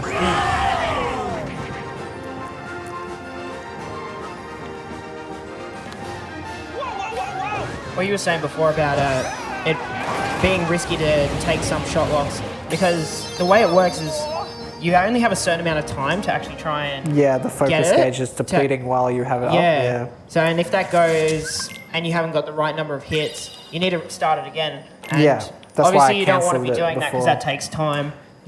But you also, if well, you still didn't die. But in that case, if I did get all hits on him, he would have died, and it would have been better than not doing a 27 or a 26 or something. You might have noticed each Keyblade has two different shot locks, a max hit and a non-max hit, with the exception of, I think, Ultimate Weapon, which only has one. One sec. Menu. Just didn't need to do that fire there, but yeah, Ultima has just one. Yeah. And It's really good though. it's really good. Unfortunately, we don't. Excuse me. Unfortunately, we don't see that Keyblade in this run. But I know a few people have done 100% runs of this game. It's actually a new game plus category as well. It's not many people have done runs of it yet, but okay. So when you beat the game, you can do a carryover, and it carries all your keyblades. So you can do that with Ultima. So that can make the start of the game pretty interesting when you just start the game with Ultima, essentially. Yeah. It's another cool way to play the game. Yeah. I love it. Oh, don't hit that flood. No, it should be okay. He's just jumping in. Save my boy. So we kind of want Splash Run here, but if we don't get it, it's not the end of the world. Okay, there it is there. It's a tad late, but we're going to use it anyway. Is that completely random whether that shows up or not? Most fights, it's pseudo-random, I would like to put it. Like, it's like, as long as you keep doing the fight like correctly, it should show up. Yeah. Where's the last one? Okay. I wonder if I can use it. The Mirage stuff is going to go, but it would have been good if I actually used the Mirage stuff there before the end of the fight, so I could save it for the last boss of this world, but yeah, no, it's gone. Okay, so I'll have to farm it later, but... So right now we're pretty much just moving through the world again. Is there another? There is another force fight or two. Is there? One more. One more. Wait, no, two more. Two more before the boss. It actually might even be three. I'm just like, we'll see. I know the strats as soon as I go into the fight, sort of thing. Yeah, it sort of just becomes a blur when you do it so much, I guess. I don't know if other runners do this as well, but I use my splits as like a reference point sometimes. Like, oh yeah, that's what I meant to do here. Like just. Because this is a long game. Yeah. Like, you know, you see a lot of speedruns, they're like, for example, Ocarina of Time, that's only 17 minutes. Yeah. Then you look at this game and it's like, whoa, this game's 3 hours. Yeah. But it just means there's a lot more to remember. There's a lot more to practice, and I think it's just a bit of a credit to the runner's ability that they're actually able to remember so much. Yeah. It's like it goes with the RPG games in general. It's just like remembering menus, remembering to pick up all the chests and such along the way. And still being able to do it so fast. Yeah. Like all the Final Fantasy runners always impress me because the menus are always Absolutely. so. Actually, I think you. No. Was it you that run Final Fantasy 13? Did you do Lightning one of that? Returns. Yeah. 13 13 too. That is it, I guess. 3. Oh, I didn't even know there was a thing. I know that's actually one of them's really, really technical with the shifting the commands and stuff. Yeah, that's Final Fantasy 13. Yeah. It's just like, it's crazy how some games, they're not as action intensive like, say, this game, but there's still so much technicality that goes into doing a speedrun of it. Yeah.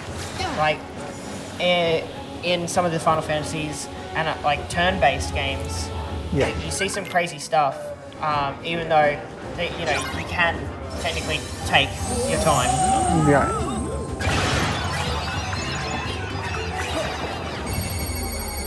He's staying still, that's nice of him. Normally that guy does a spinning attack. Which should kill, yeah. Nice. Oh look, Sora did a flip. Do a flip. He's pretty good at flips. He kind of defies gravity. So here I'll be farming the Mirage stuff for the last boss. That's why I'm attacking these random guys. Yeah. The Keyblade transformation of this Keyblade is actually incredibly strong. Unfortunately, we got water going on. We didn't even use water. Yeah, we used it in the last fight, but there we go. There we go. So yeah, we want that because it's actually extremely effective against this next boss. Yeah. It's like You'll the see why only when we thing get that to is it. as well, for whatever reason. This next boss has actually caused so much trouble for a lot of runners. Because I guess it's the first big wall of this game, I guess. It's also the wall for, like, if you were to try and run, like, physical just does nothing to him. Yeah. Like, if you wanted to try and mess around with different routes and stuff, and this is kind of like the no guy. He's like, Yeah, nah, he's extremely defensive. yeah. Should work together and find Boo's door.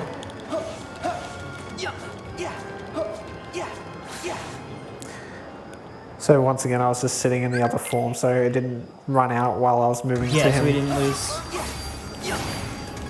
So this is the, I didn't mean to do the finisher there, but where if you do an air step, like while in this form, you create clones. And the current clones do like, the sparkly attack. And essentially you want to do the non-finisher version repeatedly. Like that. And Mike can give us his buff here. He has, I forget the name of it. He can give you a buff? Yeah, he like turns you gold. Okay, so he's doing the hand phase here, which we just use Meow Wow to skip past this phase. Because you can't hurt the boss while Yeah. this stuff goes up. Alright, so. Because this boss is super defensive, a lot of things that you try to hit him with just do really minimal Oh, he actually damage. ran out. That's not good at all. The great There's the thing- buff. But Oh, nice.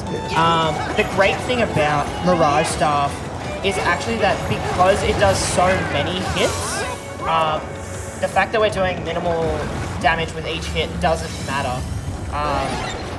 Because even at minimal damage, that many hits Yeah. does a lot of damage. I kind of messed it up pretty hard, to be honest, but Hey, look, we hopefully, got there. hopefully this raft does pretty good damage. Did not do much at all. This is going quite poorly, but we'll make do. That's right. Like we were saying, this boss, Yeah. he's a wall. He's very hard boss. He actually does a lot of damage too. He does. After this, okay, that's not hitting anything. Just about everything that could go wrong did go wrong, but Hey, that happens. yeah, 139. Yeah, we're a few minutes behind, but still well under estimate because when I submitted the run, my time was quite a bit higher. So, all right, so that's Monstropolis done, and then off to Arendelle. which is probably the Do we get to sing Let It Go? no. No? I mean, if someone wants to, I'm not doing it. Put it that way. I think they sung it at... Did they sing it at GDQ? Yeah, they probably had they had a professional singer, I think, as well. Though. All right. Yeah. People want to see singing, they Yeah. can go there. Yeah. For now.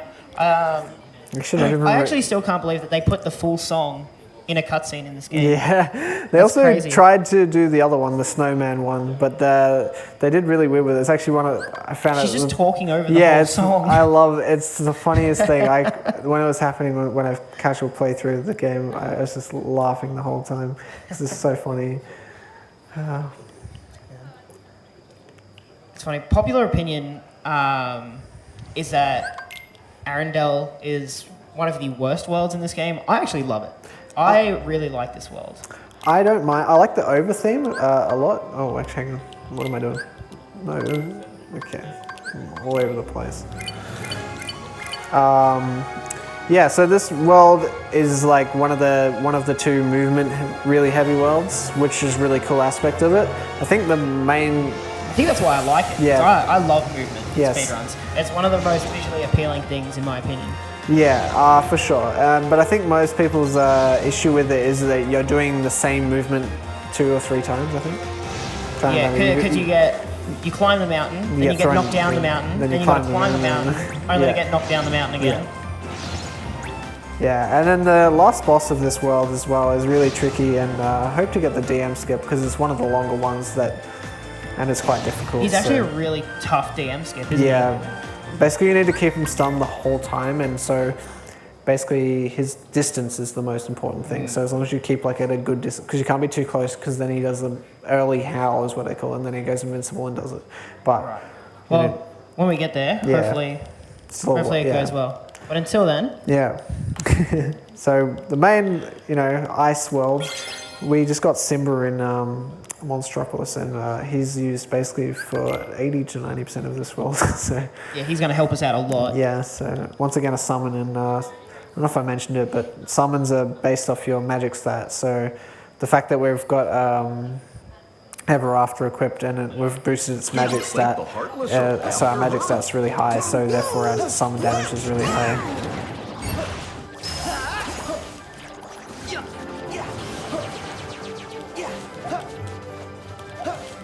I can't get some air slides. This world, we were talking before about those extra air slides you can get by timing the your next air slide. I think it's a couple frames. Yeah. That you have to time it. This world, because there's a lot of inclines, there's a lot of Yeah, you get a lot of hills. freebies. Yeah, there's a lot of really cool opportunities to get them. I think that's where I see Nintendo get most of his Yeah, this world is definitely the place where you get the most of It's them. crazy. Yeah. Try breaking this chunk Yeah. of ice. The way you can just use flow motion and the different cliffs and everything that are around this world. Just watching someone traverse this world Yeah. is honestly just so satisfying. So yeah, I got a couple there, but some people can get it the whole way. Oh, didn't mean to do that attack, but that doesn't matter. So this is Simba. So he has a couple of different moves. He has a roar, which is what Glint's using now. Just goes in a fire AoE around him. Really powerful. He also has a leap. We don't usually do that one. It's a bit of a slow move. Yeah. The finisher though is what we really want, because that just took 2 or more bars or of so. HP off this boss. Yeah, and then that enables, we do 5 or 6 roars there to hopefully get all the deer, or whatever they probably got. Because this AoE is not as big as Meow Out, is it? Yeah, no, but it does a bit more damage. Yeah. So that guy can have armor if you don't kill him with the shot locks there, and that can lose a lot of time because then you've just used all your really resources. want to kill him quick. Yeah, because you used all your resources before it, so then you're well, if things go wrong. Yeah, resource management is pretty huge in this game actually. If you run out, fights become really difficult. So making sure you kill things efficiently it's huge.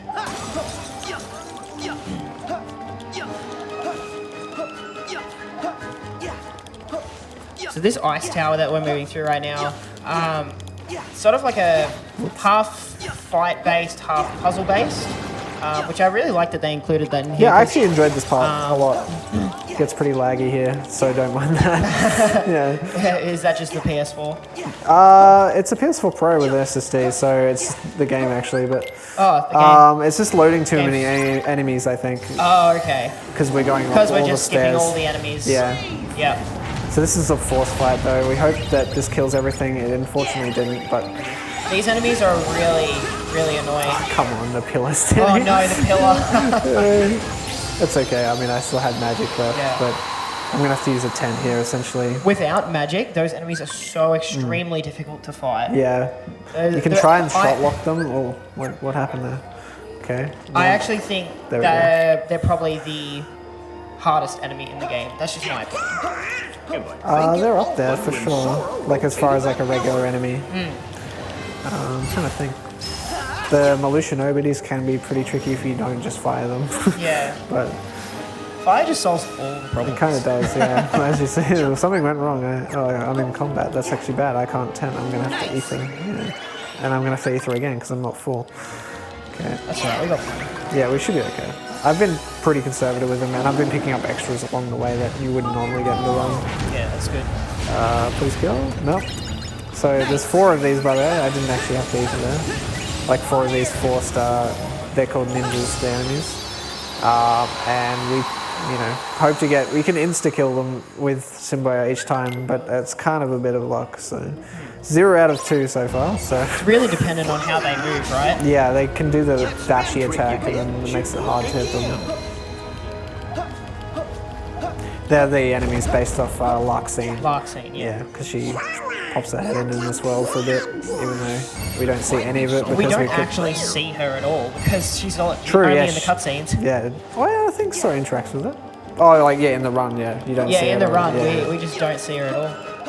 Not until the fight later. So this is the one that usually you always get, so if I miss this one, it'll be pretty unfortunate.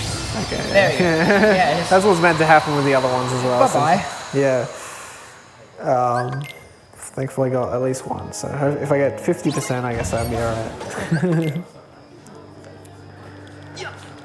Another short rail section here. Teaching the tutorial for some reason, even though you've done a couple already. You've done this before, why are they teaching you a tutorial? They should have done it in Monstropolis, right? Because they're forced. I think is it intended to come to this world first, maybe? No, it's not. It's not. Level-wise, you're meant to come to this world. Oh, it's so weird. Yeah. What is Square doing? I don't know. I actually love some of the movement you can do, particularly in that section.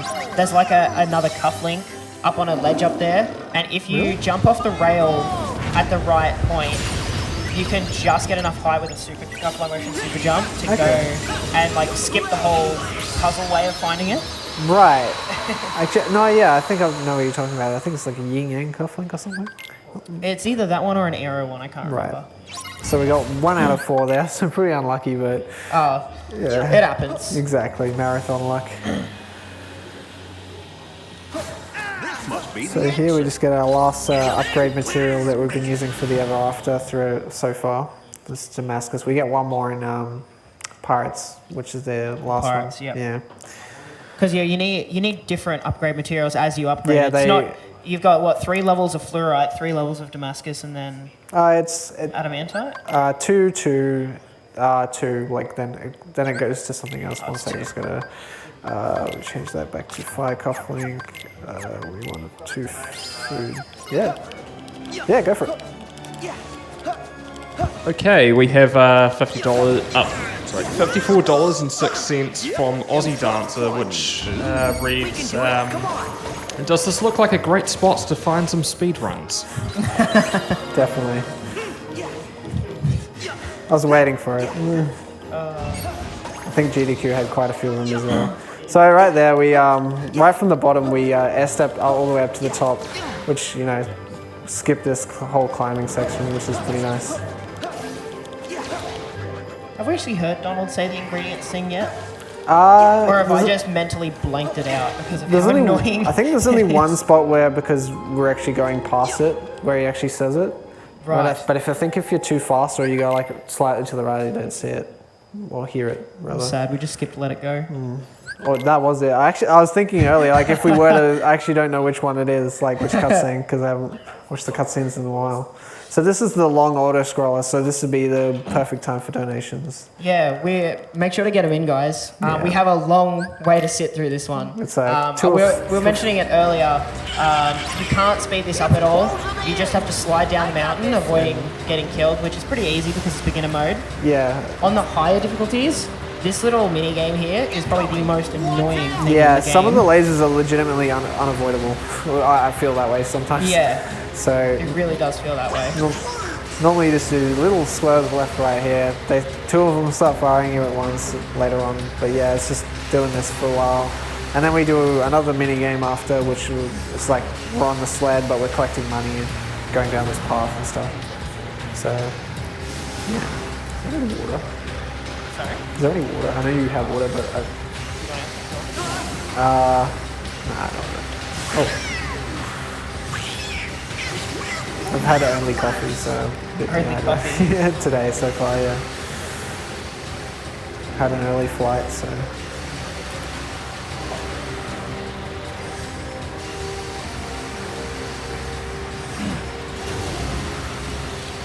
Man, I tell you what, I can't believe we're only on the second day of runs. Yeah, We've right? already had so many good runs. So yeah, this is my first ASM. This is your first time here? Yeah, it is, yeah. Oh, that's awesome. Yeah, so I was actually going to ask, like, I looked at the schedule, but I'm not sure, because I know there's like one day where we're moving over to the other venue or something, so I'm not, Yeah, how we many take days a- are we here? We're here for 3 days. Okay. We've got Tuesday, Wednesday, Thursday. It's currently Okay. Wednesday. Yeah. All those in different time zones. And then Saturday and Sunday, we move over to Avcon, where we'll be doing some more speedruns. Yeah. It's not like a 24-hour setup like it is here. Oh, okay. But still, you get some great quality content. So this is the second part of the mini game. Yeah. As you can see, that took a long time to go down that mountain. Yeah. I guess it is a mountain, so. Yeah. Does the money matter too much here? You try and grab some if, like, along the way, but, But because of the gold amulet, it probably doesn't matter too much. like, at this point we have so much, it's Yeah. kind of irrelevant, but yeah, like, I'll... Yeah, because you would get heaps from the Simba fights and whatnot, wouldn't you? Yeah, pretty much. You get tons of money. So yeah, each of these is 5, at least, so this is a lot of money. That's a lot of ethers. Yeah, pretty much. Which we actually had to use a whole bunch this world because we didn't get the insta-kills on Simba, but we should, like I said, I picked them some extras up. Oh no, we Yeah. bonked Well- there. It's alright. That's the only unfortunate thing about this part. This part's not an auto-scroller, because if you do bonk on something, it will take longer. Yeah, a little bit of time there.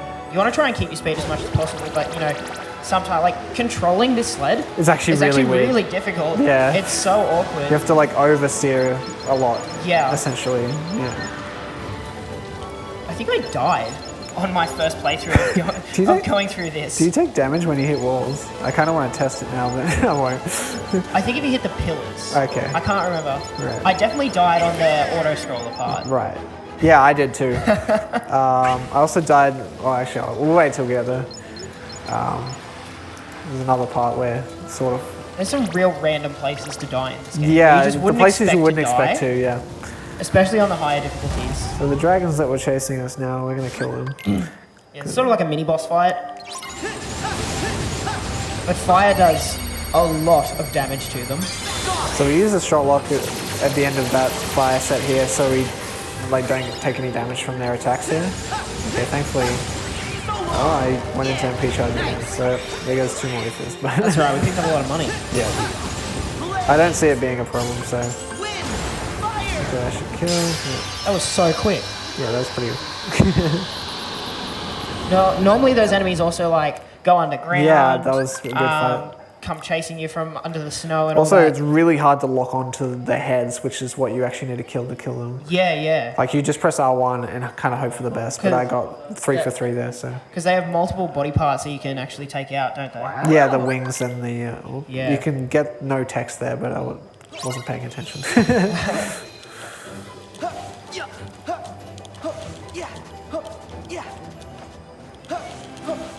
I got 2. So you pretty much always see him air sliding or Attempting dodge to air rolling. slide, yeah. Literally any form of movement is faster than running. Just running. Actually, there's a weird thing in this game. Oh, yeah, that was, do you want to build a snowman? Yeah, that's the way she talks over it. But yeah, so with the running, it's actually not as bad as you think, but the startup's really slow. But then if you start running for a little while, you get this weird boost. So It's an interesting mechanic they added in this game that wasn't present in other games, except I guess it was in 0.2. yeah, Where, yeah, you can actually build up speed as you run, but I guess just because it takes so long to actually build up, we still prefer to dodge roll and Yeah. air slide. Especially when you can get free air slides. yeah. I've had like a medium amount this run. Like, yeah, go for it. Okay, so just in time for the end of the auto scroller, another donation came in from Joe, who gave $5.61 and message expert analysis by the cute guy on the left. Well done and keep it up. Thank you. Trying to be informative. We're just doing a mini game there. There wasn't a whole lot to I thought I it. was doing the thing thought I you were just doing did. the minigame again. Oh, I actually didn't mean to finish there. So hopefully we get lucky here. We might actually have to use ethers again. Yeah, looks like we do. And we actually are out of ethers. We're out of ethers. Oh, we're about to buy some more, so I don't... Yeah. So normally you'd use the roars like you did in some of the other fights.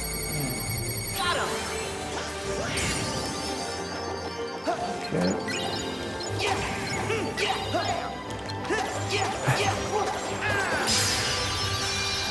This one is. We haven't seen a physical combo since, like, Olympus. You don't want to see them because like you can see the strength stat at the moment is not very Yeah, our good. strength stat is pretty low at the moment.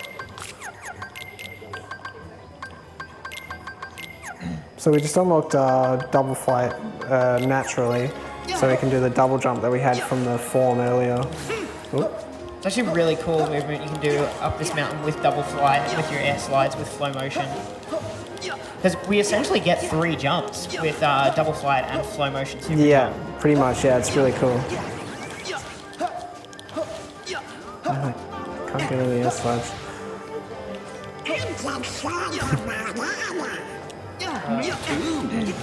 Yeah, I remember a mate of ours who was here doing Super Mario 64 a few years ago actually like found how much you can do up this mountain. It's actually insane. Like even players from other communities just finding stuff in this game. It's a really good credit to, you know, the work all speedrunners put in to just help each other push their games. Yeah, there's lots of little different ways you can help as well. If you want to do, try a thing like some people make auto splitters, some people just like analysis and stuff like that. Yeah, exactly. There are 1,000,001 ways to get involved with speedrunning for sure. And no matter what game you run, there's probably at least a couple people running it. Oh, exactly. Like the smallest game I've ever run, I think, like, still had 3 or 4 people. What one was that? That was Prototype. I don't even know what that is. So, Not many people do. what is that? Donald with the roast. What'd he say? So much for Islander Sora. Oh, right, yeah.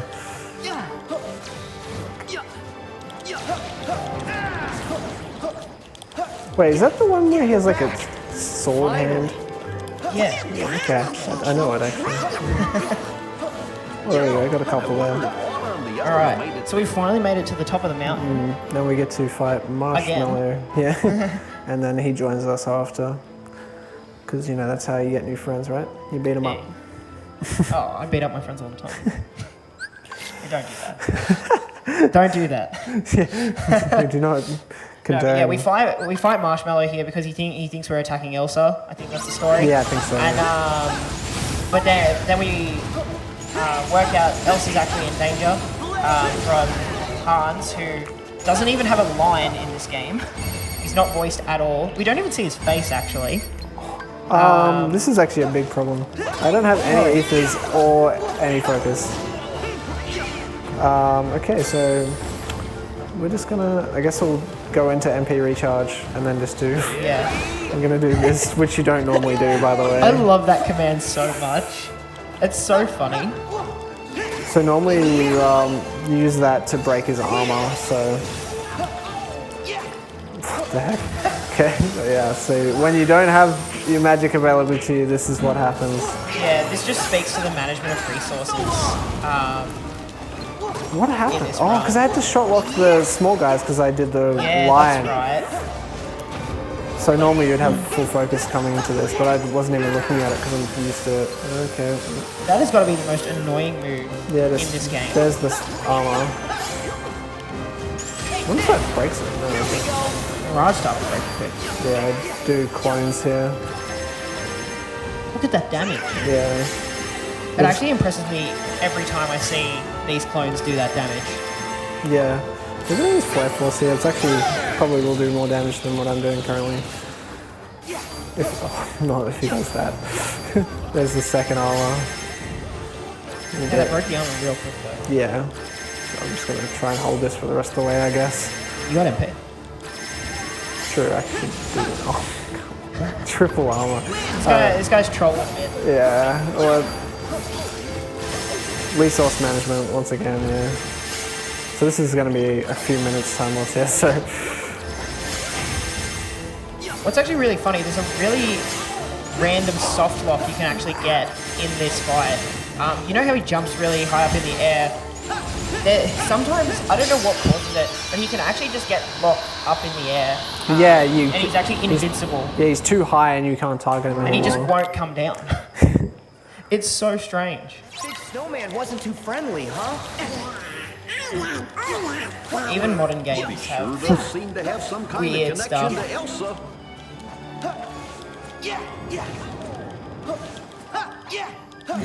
There's just more air slide attack cancelling. We need to get over here to get this item.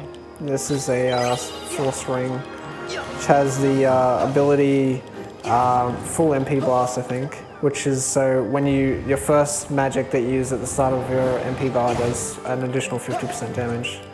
So that's pretty good. Actually makes a real big difference to your damage. Yeah.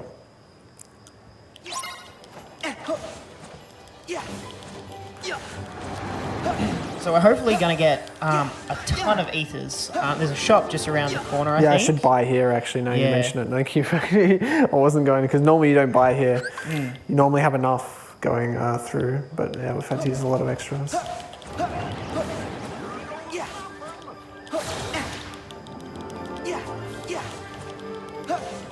I think that's what's interesting about a game like this is no run is ever going to go exactly the same. There's always going to be some level of improv, and that really speaks to the runner, the Yeah. ability of the runner. Oh, nice, he did show up. I was like, is he going to show up there? I don't know. Swap that to force ring, and then we put the elixir in the last slot here. So 26 ethers. yeah, so actually the only thing that would have a concern now is for when I need to buy the crepes, but I should get enough money by then. So, You get a ton in pirates, don't you? well, that's where you'd get That's that where you'd large get that, amount. yeah. But since I ran out early, because we do need some for this fight, so it's good that you reminded me. So here we're just going through the blizzard. We actually use Simba not for damage purposes, but for movement purposes. So he has some weird property here where he doesn't get pushed back as much as normal Sora in the blizzard. I don't know why. And that way you can just go straight to the end here and usually only just get that one blizzard wave through there. So then you just can cancel, and then all we want to do here is tent. Do I have food on? I do, yeah, good. I find that crazy every time I see it. Like the fact that something that's intended for just combat use only Yeah, can just like get you movement through the world like that. yeah, it's just like so unintuitive sort of thing. All right. So this is the boss fight of the world. This is Yeah. one. He's got a really difficult DM skip. So I'm just gonna let Glint concentrate on this one, and Hopefully you get it. we'll see yeah. what happens. We might talk about it a bit after.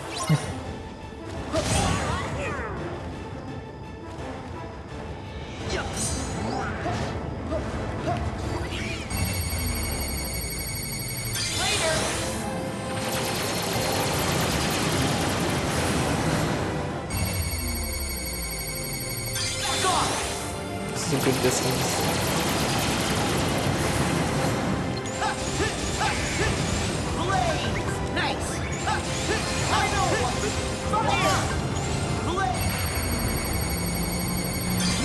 hard to see Marshmallow. Marshmallow's just standing in your way. Luckily the fires go through him. So that's really bad. He got his wolves out before I could stun him, but yeah, so he's going to DM here, unfortunately. I think Marshmallow actually kind of ruined that for me because I had to move around my shot lock a bit slower than I normally would. But I think it also, does it help if Marshmallow's hitting the boss as well? no, it actually doesn't help It doesn't help. because when the boss takes damage, there's like a big reel animation sort of thing. Oh, okay. So thankfully we got ethers though, so we don't have to. So here we need to clear out these wolves in order to get a reaction command that lets us Continue the fight not get essentially. destroyed by this ball. Well, actually, you can just tank it.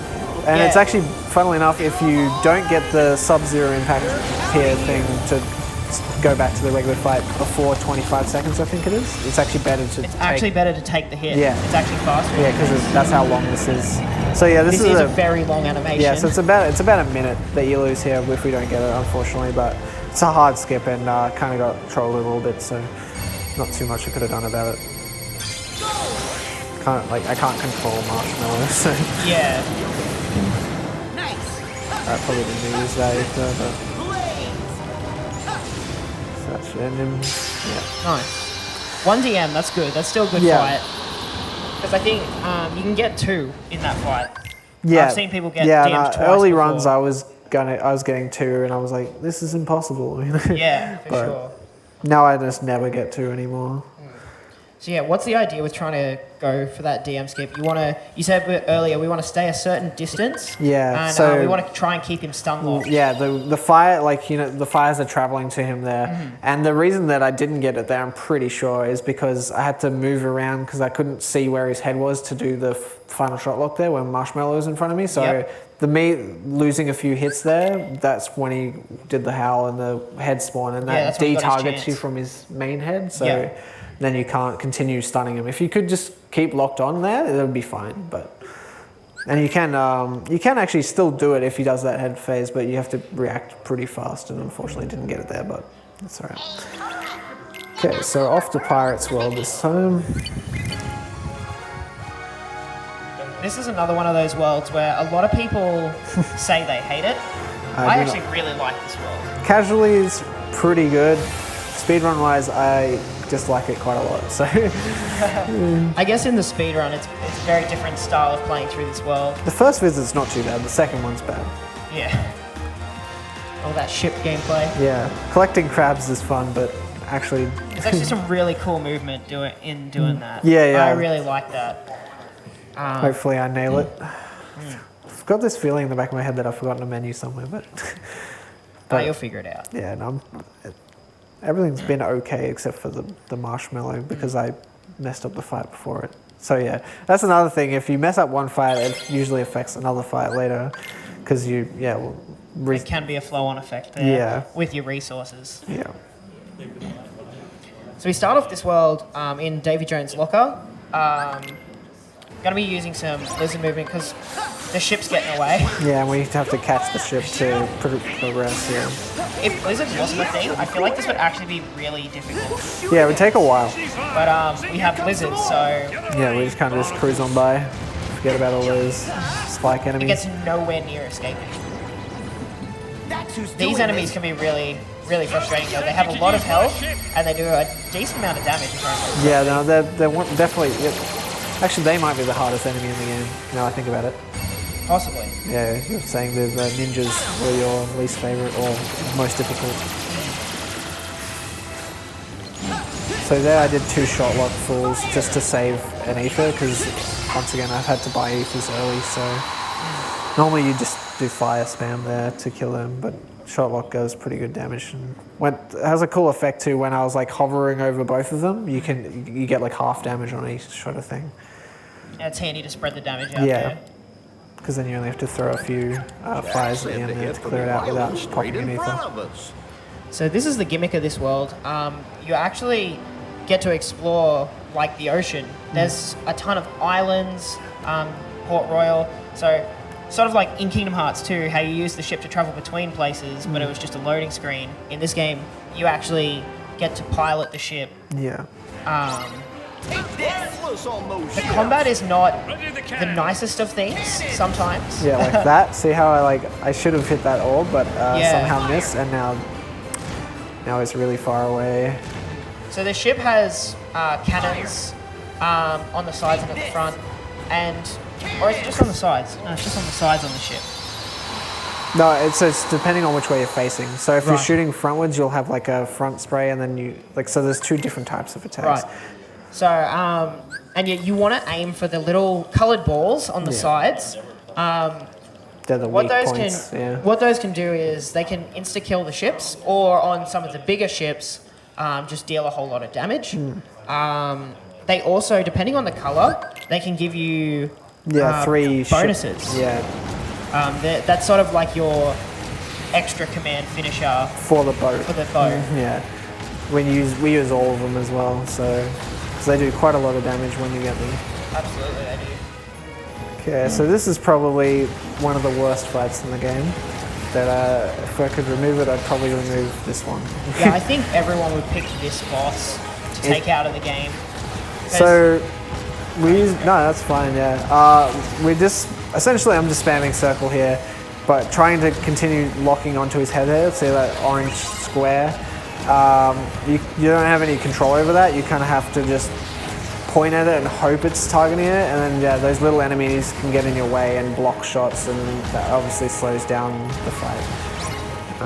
Previously we used to use the machine gun, which is the other attack of this, which is more consistent but slower because it's based off your strength stat is the damage of it. And the reason why we use torpedoes instead of machine gun now is because in the 1.05 patch they gave us 35 strength default, even if you don't have 35 strength going into this fight. And we also have fire cufflink, which increases torpedo damage. So the patch was actually really good for the speedrun. It meant we don't have to pick up any strength equipment anymore, but at the cost of a little bit of RNG on this fight because we have to depend on the torpedoes here. Does that mean even on level 1 you come into this with technical 35 strength? Actually, not sure.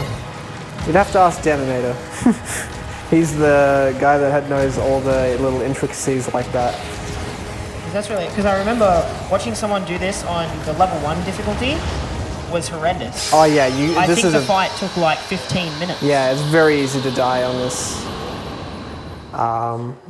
Even on beginner, it's actually. But thankfully, the little guys do give health. But that was actually pretty good. That actually was really good. The lock-on didn't change that much at all. Yeah, no, better than my last 10 attempts probably with that fight. Because on my PB, there's 40 seconds to save this. But, oh wow. yeah, so we're gonna buy. We don't have enough. So what can we do? We can sell this equipment because we need to buy. Okay, 2 is gonna have to do. I might buy another one later. I don't need that Mage's earring. I'm trying to think. No, I'm pretty sure I don't. Because we need, we're meant to get 3 crepes to that there, and that's where we'd buy the large chunk of ethers. And a Kupo coin normally, but because money is an issue this run, I'm gonna skip that. And a Kupo coin is when you die, it brings you back to life, essentially, and it's just a safety thing. Yeah. It does refill your mana, so you can use it in certain situations, but... I think that's the best part of that it refills your FP as well. Yeah. I mean, obviously not dying is good. But Yeah, but it actually can be useful in certain fights, like you can potentially take a intentional death. Just to get your MP back. Yeah. So we're just traveling. Wait, I got the adamantite right. I was believe on so, yeah. autopilot. Good, because we need that. We definitely want to upgrade Keyblades. So one of the things in this game, as you can see with underwater combat.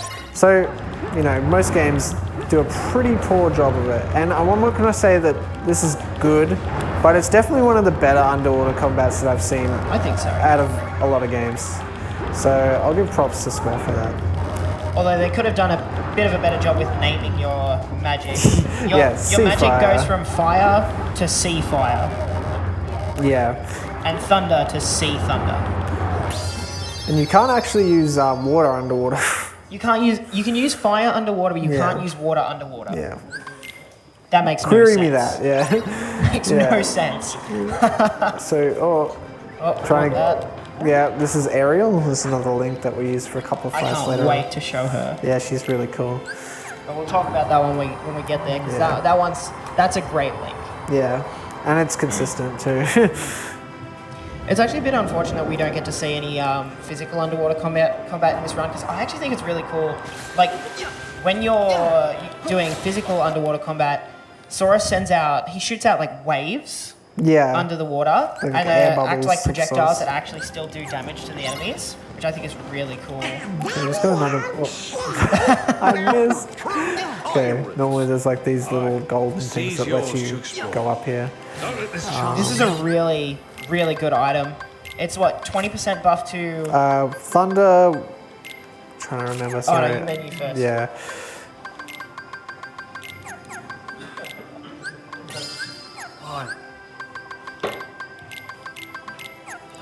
It's a 20% buff. I think it's to Thunder- thunder, fire, and water. I think water. Yeah.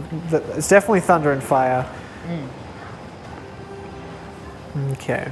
I didn't tent there because I kind of want to save them. But actually, I haven't used many throughout the run, even though I probably should have. No, I remember you skipped the tent earlier Yeah. because you're in combat. Yeah. That's right, yeah. Oh, that blocked me. So here we're just building up our gauge a little bit for the upcoming fights.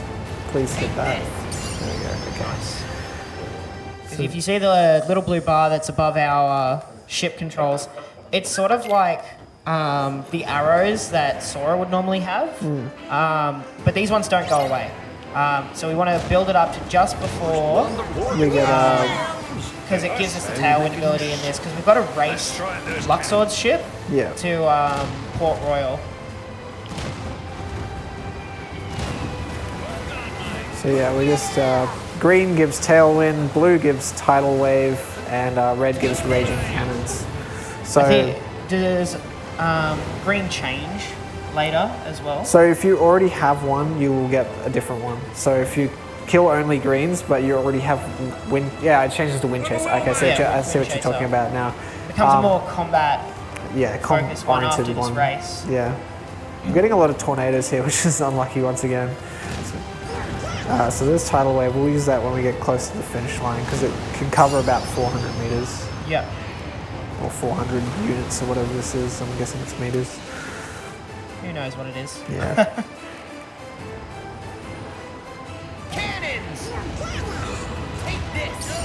Defense! Yeah, as long as you're sort of just moving out of the way and nailing these shots, it's pretty easy to sort of finish this race ahead. Yeah. But if you get really unlucky and People you don't have get too lost many this race. tornadoes, Yeah. yeah, it can get rough. Defense! And if we block, kind of like pushes ships away and Rather doesn't than make. them pushing us away. Yeah, which is super helpful. So I guess I'll just kill this and then tidal wave here. Once again, just building up my bar a little bit there because there's a boat fight coming up after this. I love that. It just jumps up. The ship just jumps up in the air. Yeah, doesn't have And a then just startup dives. animation, so it kind of like feels kind of jarring, but it is kind of fun. So if you shoot these little black orbs here, it gives you quite a good amount of meter as well. So we're just building up to get all three here because we want raging cannons, and there's no red orbs to shoot, so we kind of just have to wait.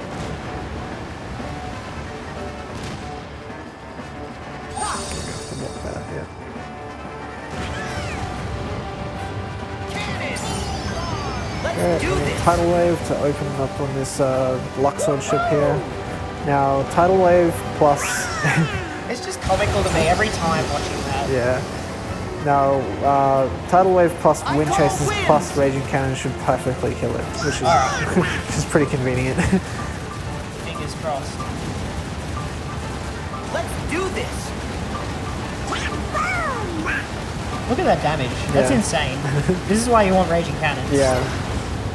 So we have to wait to board it, and then there'll be a small fight where we just use thunder a lot. We customized thunder either before because it's quite strong, even though we're focusing on fire for most of the run. I believe a lot of these enemies are sort of like water-based, so I think they have an inherent weakness to thunder. It's also just like they're spread apart. Yeah. So Yeah, 'cause fire like, only the thunder, targets one enemy. So Yeah, and the thunder just one-shots these small enemies. oh, I didn't You know get. your Pokemon, you'll do good in Kingdom Hearts. Yeah, true. Yeah, status elements. I definitely think. Once again, using double shot lock just to save some meters because I'm a tad concerned for the late game. That's all. Oh, missed. Oh, got a message. I'll check that later. All right, so that fight wasn't too bad. Well, I think I only used 2 there. Was it 2 ethers? I think it might have been 3, but I think it might have I have no idea. right. You're right. You have 4 in your inventory there, so you can use up to 4 if needed. But all right, so here's the crab collection, which upgrades our ship. We have to do this though as part of the story. So, Yeah, so I don't know why, but apparently these crabs repair your ship. I think it's Pirate's Somehow. story-wise, something like Some that. pirate lore. Yeah.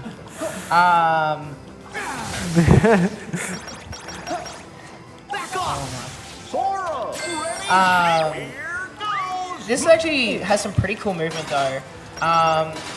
You see, when he activated Trinity Sled there, it actually collected all the crabs that knocked out of the tree. Yeah, I don't know why it does that, but it It does. just auto collects all of them, which is Yeah. really cool.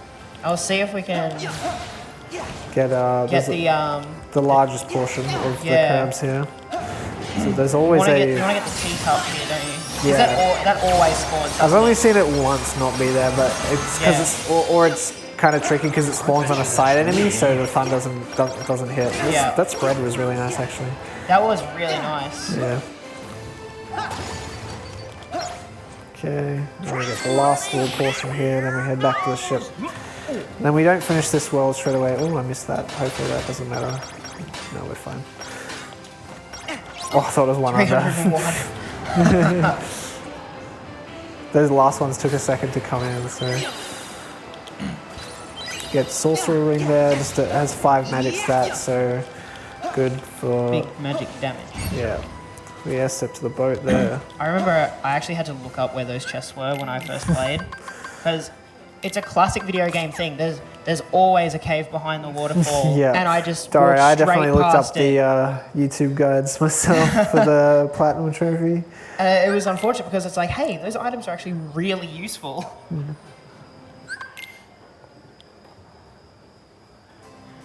Alrighty, so that's the first part of the world. Now we go over to San Francisco and then come finish this world later. Because San Francisco gives us Firaga as a base magic, which is really good. So Yeah, Firaga, we're going to be seeing a lot of that. It's very powerful, especially with the boosts from our accessories and our abilities as well. I think we have 1 or 2 fire boosts on at the moment. just one. We took Fire Cufflink off, which we got from the start of the game, which we Yeah. had for such a long time. But we've now got that other one We've that got- we picked up off the top of the ship. Yeah, Celestriad. Yeah. So the current equipment is Force Ring, Sorcerer's Ring, and Celestriad. So the Force Ring and Sorcerer's Rings just have really high magic stat. I actually find that really interesting how the routing of this game sees us not actually finishing the worlds in one hit. Yeah, a big part of that, the reasoning behind that as well, not just because we get certain abilities certain places, is because the leaderboards is actually based off in-game time. So actually going and taking the extra load, because that means we'll have to have an extra load like this going back into that world. But since loads aren't counted towards the in-game time, then so it doesn't, it's only an RTA time that's affected. So when's the RTA world record runs? Do the route differently or something. Yeah. It'll be interesting. Oh, we've got Aerial coming up. Yeah, so Oh, I'm excited for this one. So we're just clearing these guys off the bridge. Just gonna let it speak for itself.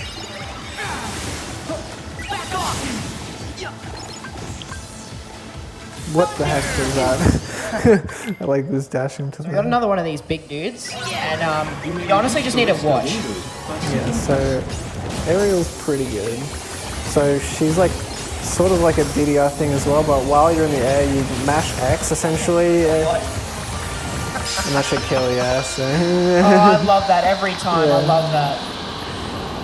She does insane damage. Yeah, it's one other use of her in the run later as well. The same oh no, two uses.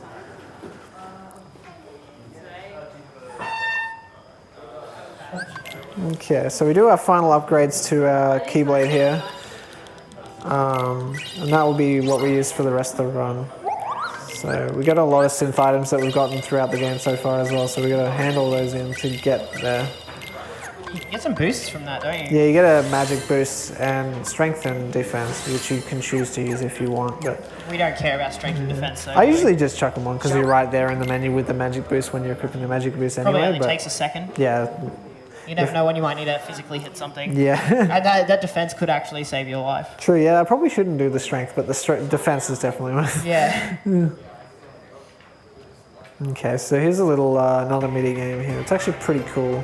This is actually a really awesome mini game because you have Yeah. so many just intentional or not intentional, just skips. Yeah, so normally it's like directing you to go over there, but we're not about that. We just like skip straight to where it brings you to this route where you do this part.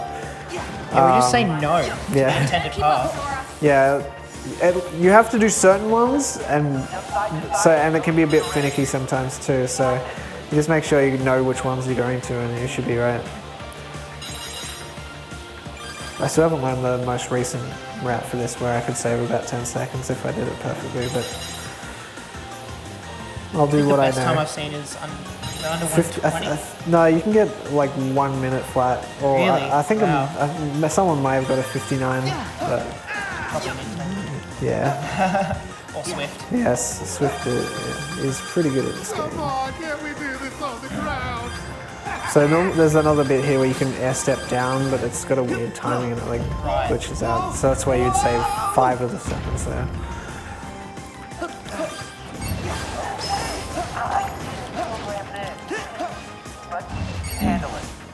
So air stop up here. Wow. I love watching this movement.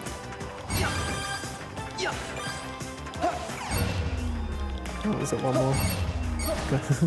3 air dashes. Okay. Let me just take this for Oh, we got Oh that. no. That can happen sometimes. It's like really? Okay. I'm so unlucky this run. Okay. You missed it by There that we go. much. We'll take the other vent. Hey. That hasn't happened to me in a long time either. Maybe I should learn my lesson there.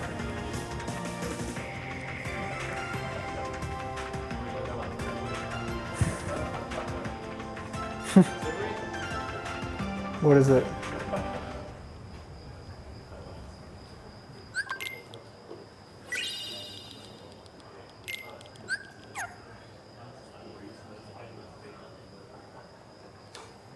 What is it? Someone being rude or something? They're asking about the swear jar. Oh, have I done it a few times? I don't think we have. They're asking about the crowd. Guys, come on. PG. I may have. So. I'm actually impressed. There's a decent amount in there. I mean, it's Australia, so we usually get a few in there. But we've got $17 in there. And what is it? Like a dollar a swear? I didn't know the amount. That's Maybe someone will harass me after and be like, you're always $20, by the way. Yeah. Because if I haven't realized it. here at ASM. We do our best to keep it friendly, family friendly. Yeah, I'm trying my best.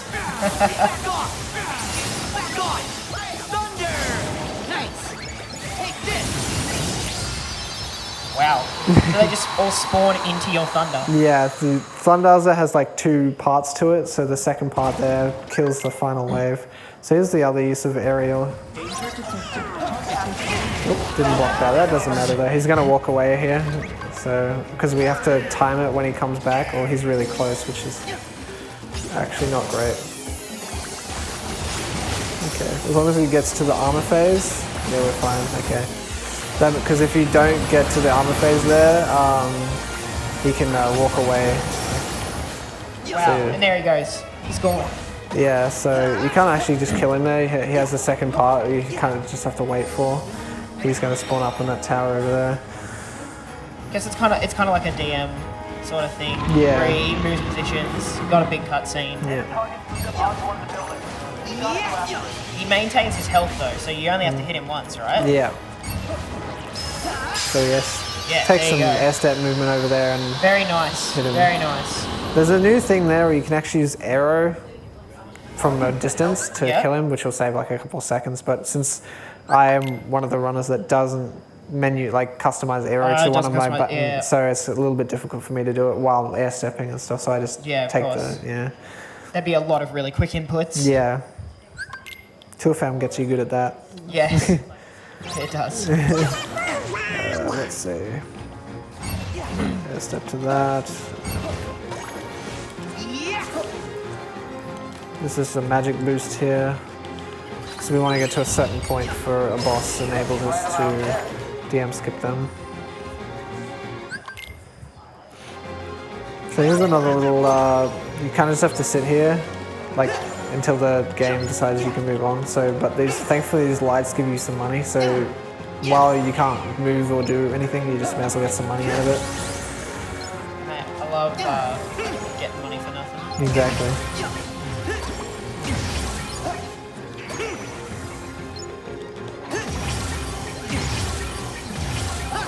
It's actually been pretty annoying. Yeah. He can actually kill you Oh my- too, like look at the damage. That was yeah. a lot of damage. Yeah. For a beginner, that is extremely surprising. Yeah. Still haven't died here, so that's good. That's good. Oh, and then, Baymax got us covered. yeah. Not Donald. Yeah. Baymax. At the start of the game, we set Donald to be like a heal bot of sorts. You can turn it so you can, he only heals Sora. And you can also set his frequency of heals higher, which is awkward. That's so nice how you can customize your party members like that. Yeah. I know. Other Actually games gives you have a had it, but Can you hear me? it doesn't really do too much Yeah. in the other games. Back off. Like I know you set Milan to party attack at some point. Yeah, yeah. It's been a while since I've run that game, but Honey lemon. So this section is just moving around the city, Where- freeing your friends. Your friends are all trapped. yeah, the big hero, 6 guys. So just got to get them out of a bunch of different situations. Yeah, so those little orbs react to magic. That's another magic boost. Yeah, That's going to be handy. yeah. So that's the last one we get in the room. Okay.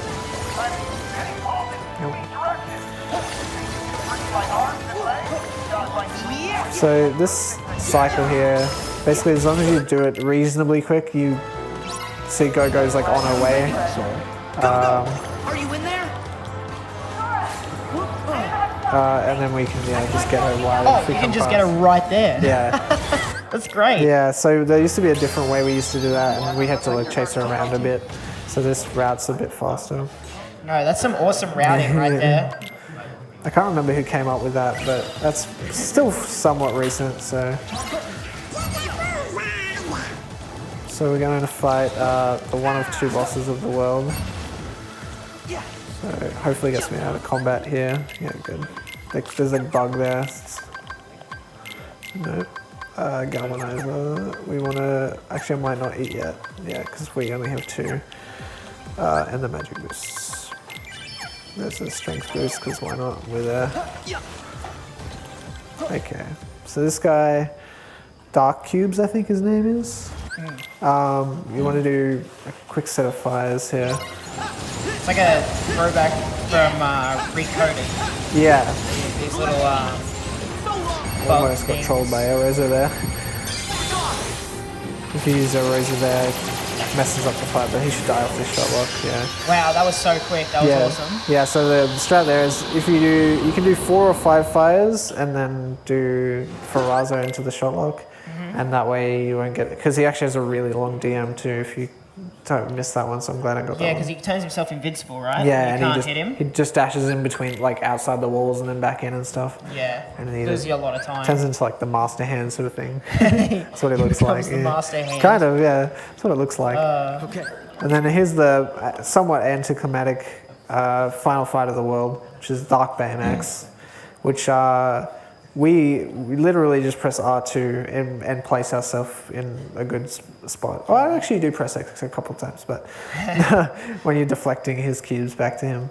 But yeah, and thankfully the shots of our Baymax that we're shooting is actually based off our magic stat. So it's actually very convenient. Oh, it's off your magic. Yeah, so if it was really off our strength, this fight would be very long. Yeah. Which it could have been, you know, easily, but thankfully it's not. So yeah, just sit here and then, yeah, go for it. Yep. Okay, we have $107.02 donation from Up John, the one and only. The people at ASM are amazing. You know who you are. Keep up the good work. And that's going towards us. the Ordnance All Bosses TAS.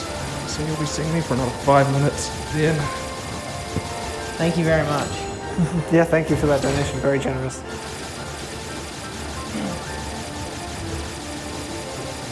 Yeah, I remember when I was waiting for this game to come out, I thought the idea of fighting a Dark Baymax would have been so cool. Yeah.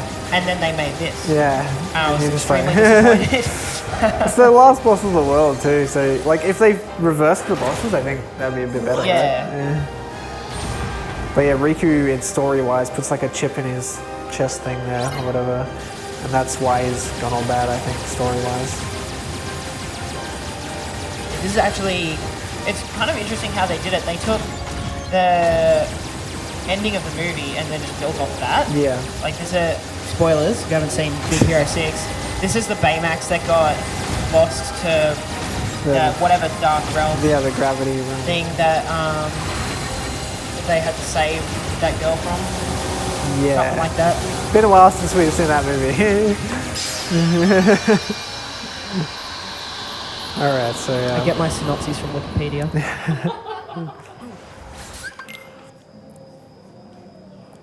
Alright, so that's San Francisco done, and then when we go back to Pirates of the Caribbean to finish that up then, and then we're basically in the end game. So Endgame, I think, is the most exciting part of, well, most Kingdom Hearts runs. This one's no different. yeah, it's it may seem a little repetitive, but it's actually got more nuance to it than you might see.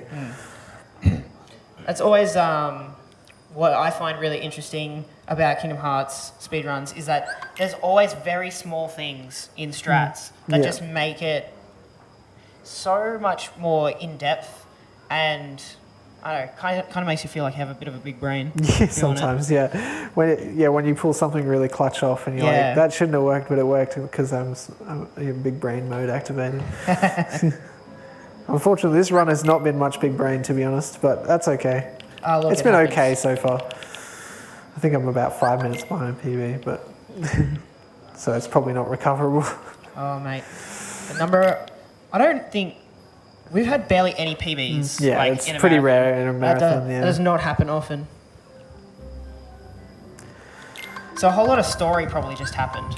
Yeah, we Probably. just yeah, like you said, there's another unfortunate thing about running this game. So you do sit in loads for quite a while, but thankfully I have an SSD in my PS4, so that makes it a bit better. So Makes it a little bit faster. any new runners, I feel sorry for you if you have to run on a hard drive and regular PS4 because you end up having about 40 minutes left for loads. So Yeah. it's pretty ridiculous. I think it's down to about 20 with the both Pro SSD. So.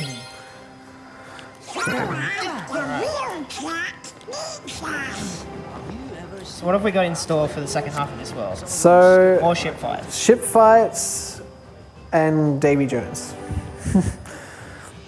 And Davy Jones has a pretty tricky DM too, and I'm notoriously bad at it, so if I get it, I'll be pretty happy, but I'm expecting to not. So We'll have to just see how it goes. Now, it's one of the shorter ones, thankfully, but if I remember right, this next ship fight coming up can be really, really annoying. yes, this is definitely the main offender of the ship fights throughout the run. Because I believe like the ships can just disappear. Yeah, they could disappear, and they can go faster than you in some cases. So when you're trying to catch up to them to shoot their orb, which kills them, you can't do that. So these are just ships we fight on the way, so that these aren't part of the actual forced battle. Actually wanted that second one there, but we should get some more before we get to the load zone here. I still remember going into this fight in my playthrough, and I got some weird glitch with the aiming of the cannons, Right. where it would only stick to the sides of the screen. Ooh. It was so hard. So what did you do? Reset I the died. console. that fixed it though? Yes. Okay, well it's fine then I guess.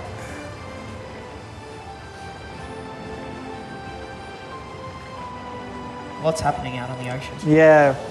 Some like cruisy stroll.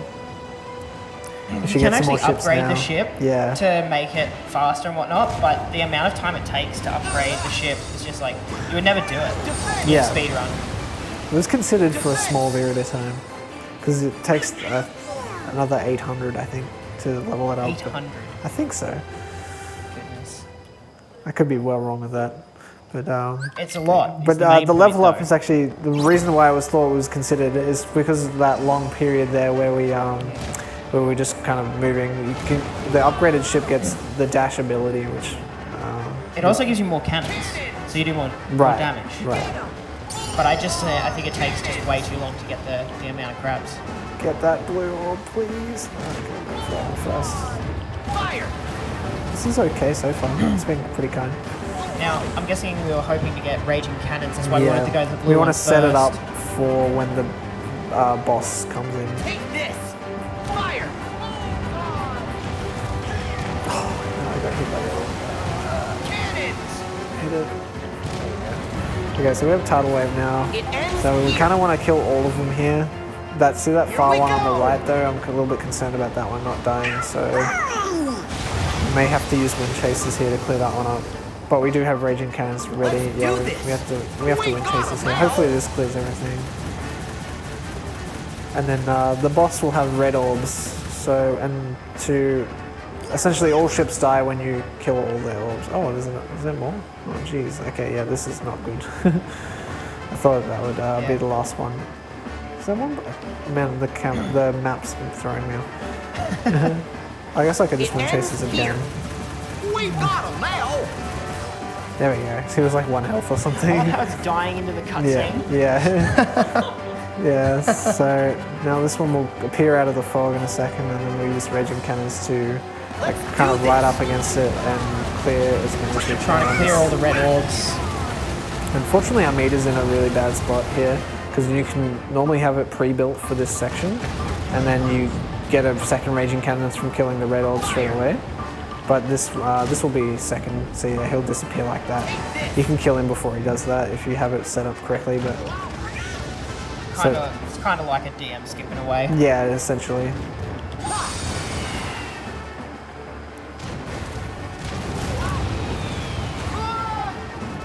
Okay, so there's just 2 orbs left. When we kill this red one here, it should give us raging cannons. Oh, okay. Oh, this is still 1 shot. Okay, that's fine. I thought it died and didn't give it to me, and I was like, okay. Do those orbs take multiple hits, or is it 3 just real hits. finicky? 3 hits. 3 hits. As far as raging cannon, like 3 regular hits, it's raging cannons. It instantly might, pops them? Not sure. Yeah, there's enough cannons There's going out. way too many cannons going for it to survive. Yeah, pretty much. Okay, so now we go off the Kraken. So that was, not a great fight, but mainly because that one guy that survived. But here, the Kraken is, ship fights, but instead you're focusing on one ship and then the Kraken, and then that'll be the rest of the ships for the rest of the game, thankfully. So.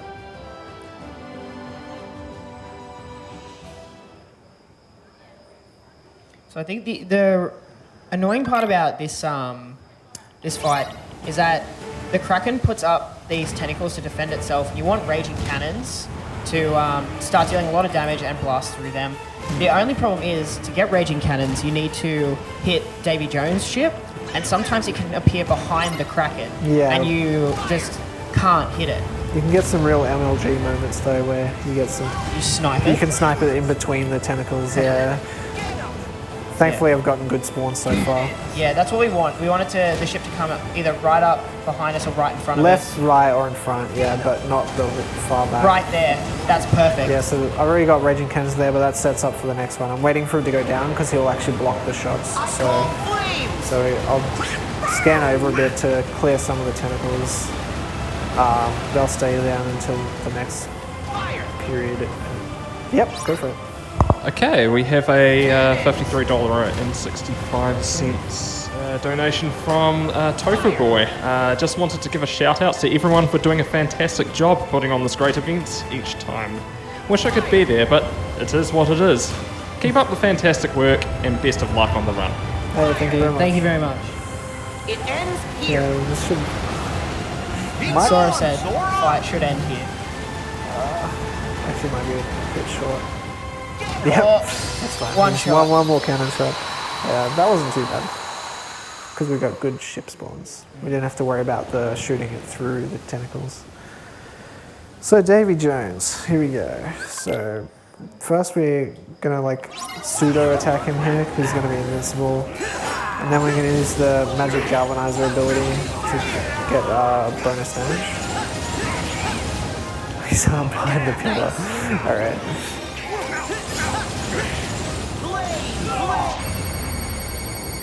This is actually looking pretty good so far, but the only thing I'd be concerned about is not quite enough damage.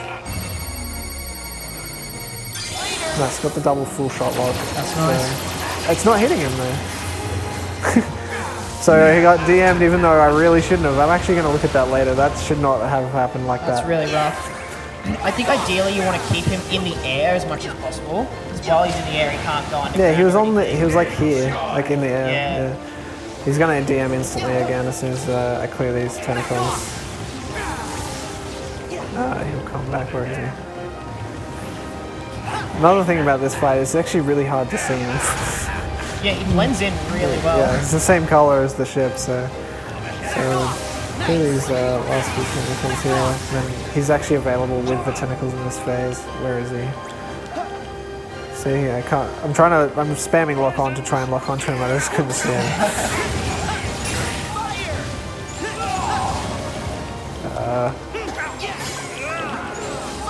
Okay, that'll do. Nice. Wasn't sure to use the ship there. The ship actually does reasonable damage. I've seen that. I've seen someone try to do the ship on him and actually hits him really hard. Yeah. Appropriate too, considering the world. Throw a ship at you. So I believe that's the last of the Disney worlds. Yes, that should be. Yes. Yeah. And now we're off to the Kingdom Hearts worlds, I guess. So we just warp out here because we're done. And now we have the second Riku playthrough coming up here with the same boss fight, but a little bit more elongated after a few cutscenes. I actually really like the strat for the fight after that. The Aqua? Yeah. Right. Which one? There's two strats, so... Fire shot locks. Yeah.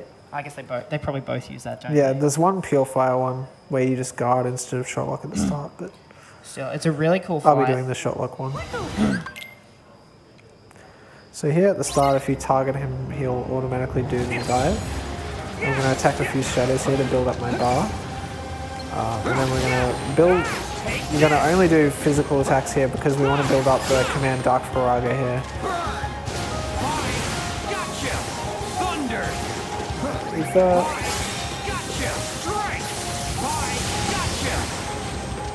Tad short on damage.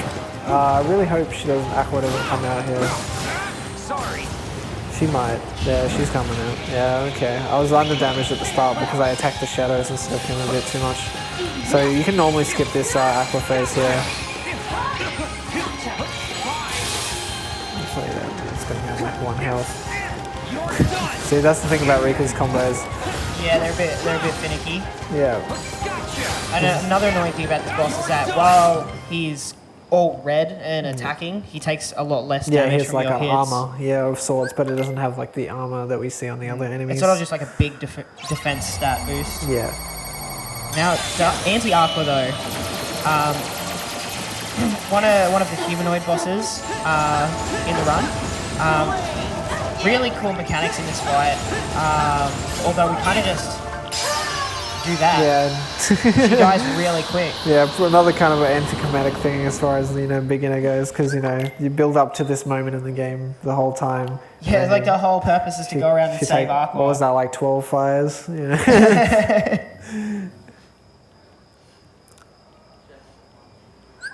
Okay. Then we get the Aqua playthrough coming up after this. So you have one time you get to use her in the run versus Vanitas here. There's also the section where there's a lot of cutscenes. Yeah. After you kill Vanitas, I think it's almost 2 minutes straight of just loads of 2 cutscenes. minutes straight of... Oh my Yeah, goodness. it's pretty full on, yeah. The game can definitely be taxing as far as doing multiple runs. Long games in general. Yeah. Kingdom Hearts definitely... all the Kingdom Hearts games are pretty long. Yeah, I was thinking about trying 1FM after this. Because it's 2 hours, so it's a bit shorter. Yeah, it's a bit shorter, which is nice. I think, at the moment, I think this is the longest of the numbered games. I think so, yeah. Just by a bit, yeah. Oh, skipping that section? Yeah. Oh, yeah. There's a bit of cool movement there. Speedrun, by the way. Yeah. I've just seen it so many times. I kind of just like... Yeah, I glossed over it as well. Normally you run around and up the staircase and then you do the fight that way. We can jump higher. Yeah. So as long as you get the last hit on this, the Spellweaver combo, it's mostly okay, but Vanitas has a tendency to break out of combos pretty easy. It does so much damage. Yeah, other people do shot lock strat here. I think I'm the only one that does this strat, which I think is about the same speed. I'm getting a little trouble there, but that's, yeah.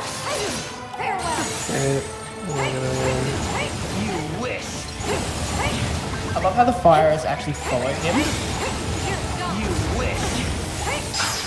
So, funnily enough, the game actually gives Aqua an ether, but she doesn't have it hotkeyed, so you have to go manually. Oh, you have to menu it manually? Yeah. Whereas in Riku, he has these ethers. He gets one ether in both his fights as well. Where his hotkeys on X, so try and keep it the same. It's funny when you transition between characters, the adjusting to their different customizers is a bit tricky to begin with. Like for example, Thunder is circle for Riku, but for me normally it's square. So changing to that, you know, that would throw you off a bit. the muscle memory just for that one specific spot. Yeah. You don't want to like accidentally use Riku's cure. Yeah, which is just get rid of all your MP. I think it's is it square? Maybe no. You don't use cure obviously because that's slow. Yeah. If you're getting hit, you go and So like cutscenes like that where you think the game's almost crashed, they're that long. It's like it's not doing anything. There's a really bad one with Maleficent. She's just walking around in Twilight Town. I think it's the one that's longest where you're just literally staring at a black screen for I think 10 seconds or something, and you're like, did my game crash? Yeah. I think it's this one. Yeah, so just sitting here. It's just... There it is, yeah. Yeah, you can't skip it until it's up either, yeah. So you're just sitting there, okay, take your time.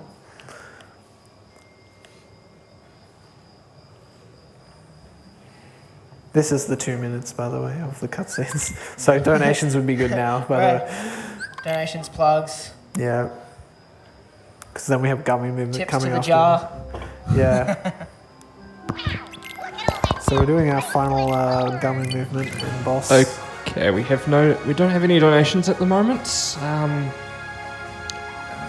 Tell us a little bit about ASM?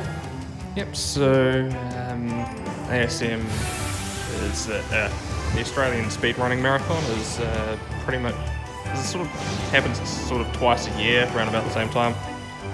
But, there's 2 a year? I actually the other ones know. are packed.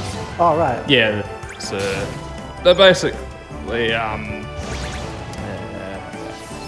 haven't practiced this one either, so but yeah, so basically a bunch of speedrunners get together in Australia and do speedruns and raise money for charity. And this year we're raising money for Beyond Blue, an Australian independent non-profit organisation to provide a national focus and community leadership to reduce the impact of depression and anxiety in the Australian community. A very good cause. Definitely. Definitely had a few personal friends and myself that, definitely have some good resources on there. Yeah, I think it's close to a lot to most people here's hearts. how important the work they do is. Yeah, mental health is super important. So what's happening in this gummy boss? So the first section there was the top where basically to get to this phase here you need to shoot it until it gets to 0, and then these cores, essentially once you kill all these cores the fight will finish. So also there's a weird function with the gummy ship where if you boost you actually get a boosted damage as well. Really? Yeah, so actually didn't utilize it properly in the first phase there, but this one's actually not too bad. So, and then that should be a 55. Nice. So I think 50 seconds there is like about as good as you can get. So a bit really over because I went slow in the first phase because I didn't boost early, but that's okay. So now we're coming up to the final world of sorts, even though there's a world called the final world in this game. But this is like the homage to KH2's 1000 Heartless battle, I think. I think that's what they were going for here. Which usually on people's splits we call it the 10k Heartless fight, you know, and it's got Even though it's got no bodies and unversed and all the rest of them. everything. Yeah. It's a pretty cool fight, and Meow Wow is what we use for this fight, funnily enough, because Deflate Dash has a really interesting property that works really well for it. We actually don't just skip to its finisher. Yeah, pretty much. For the one of the 2 times in a row, I think.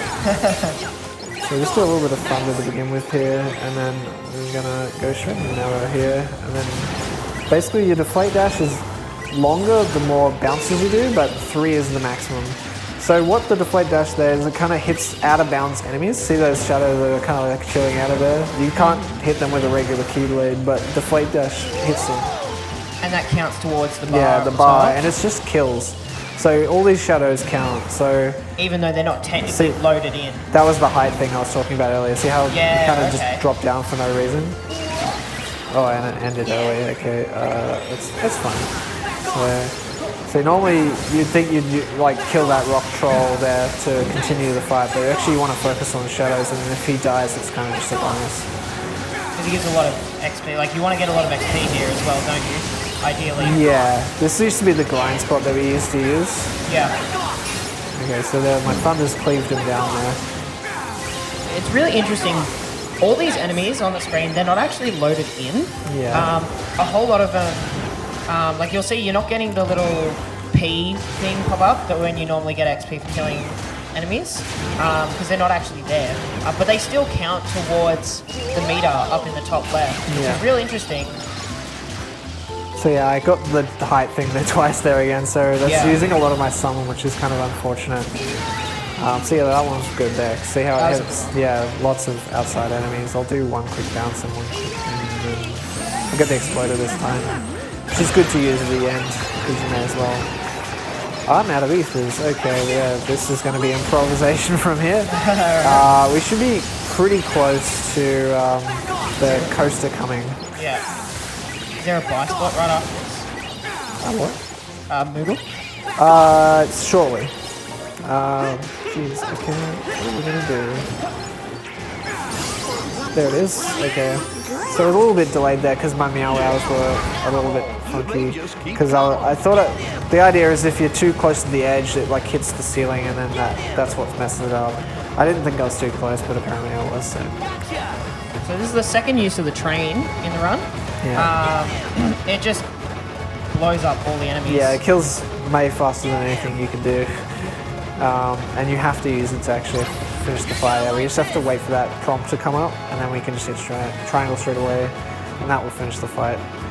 I think it's funny, you can actually, if I'm not mistaken, clear the whole bar.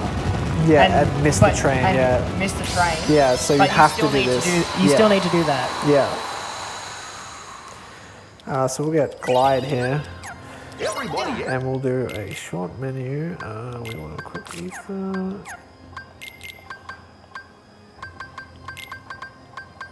It's super slide. And where is it? Withstand combo. There we go. So Glide allows us to, you know, Glide's kind of weird in this game because in previous games it's mapped to circle, I believe, right?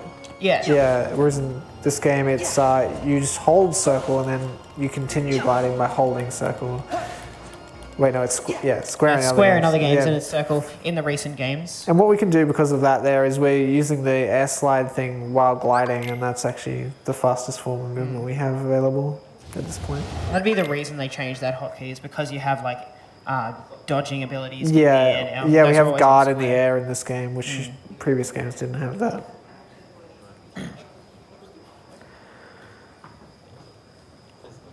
So this is actually one of my favorite parts of the run. Some people don't like it, but it's this. Sora technically dies here. Yeah, he technically dies. And it's called Sora Collection. So you have to collect yourself and to bring yourself back to life. It's power of waking something. Lot. Yeah.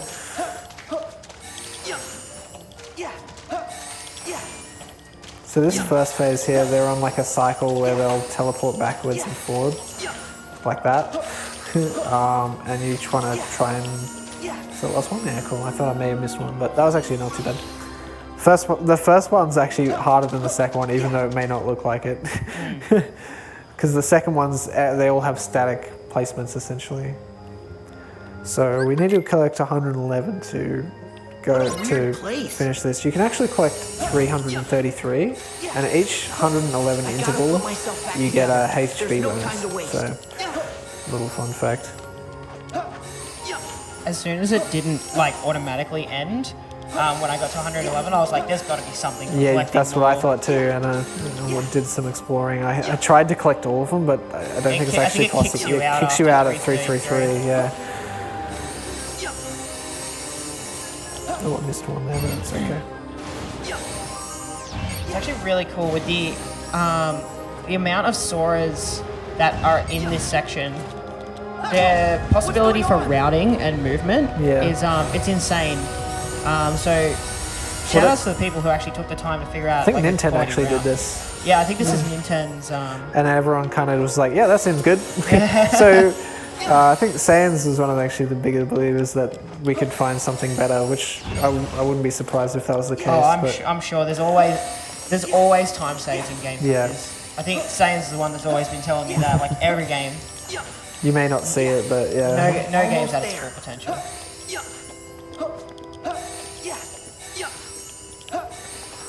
So we're a tad short, which is because we skipped a few while we were all traversing. We need about 90 before we head down here, so I'm going to grab some extras. I'll grab this 88 should be fine. Okay. And then we're going to go over here. There should be some gliding ones here. It's also like just memorizing where like some are if you need some backups as well is really good for this section. What's that going to put me to? 109.8. So we need 3 more. So it'll be 1 here, 2 here. Alright. Because I missed a few at the start there, that was a little bit slow, but that was alright, good overall, because we got the rail there. Also, the orb that I hit with my Keyblade earlier, it rotates the axis of the place, which enabled us to get that, like the ice skating ring sort of area at the top. So when we air step back up there, we just collect a whole bunch there.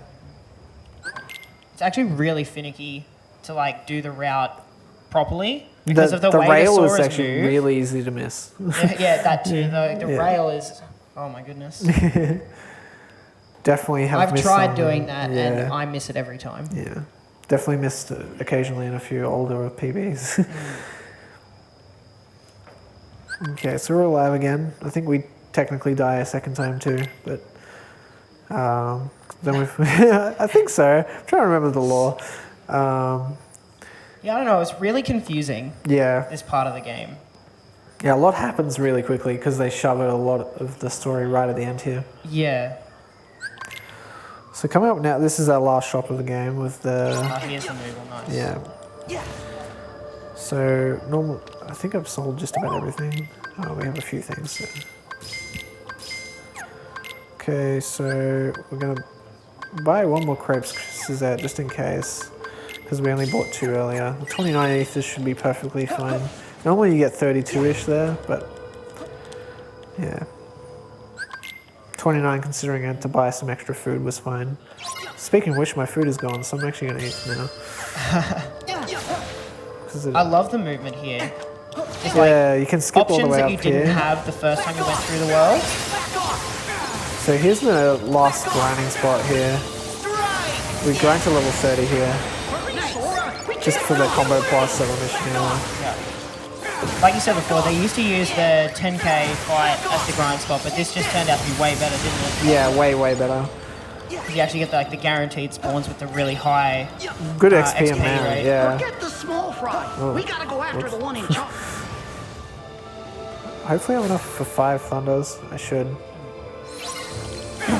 So what's happening here is this Lich enemy, it's sort of stolen the hearts of all Sora's friends, and Sora needs to go through all the worlds that he's been to, sort of To like a dream reclaim their version of hearts. them Yeah. to get them back. Yeah.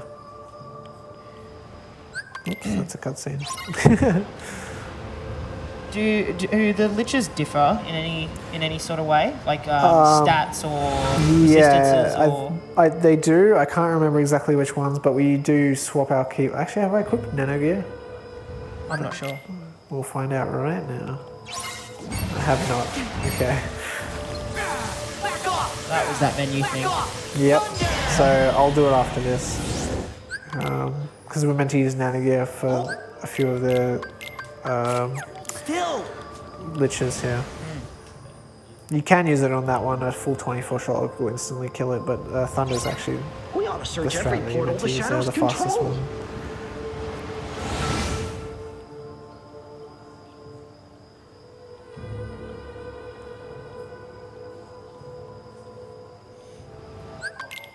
Okay, so we lock on there to make sure that the Thunders are going to hit.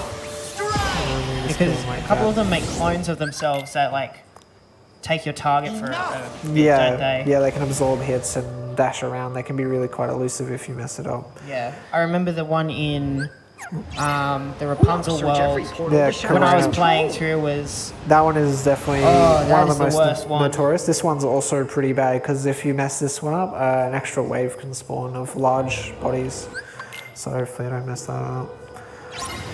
Oh. Okay. Not what I was meant to do. Okay, hopefully it should be okay. Okay, yeah. Alright, still got him good. Yeah, that was actually kind of sketch. But because that extra wave would lose a lot of time. Yeah. And ethers too, which I Yeah. need. Yeah.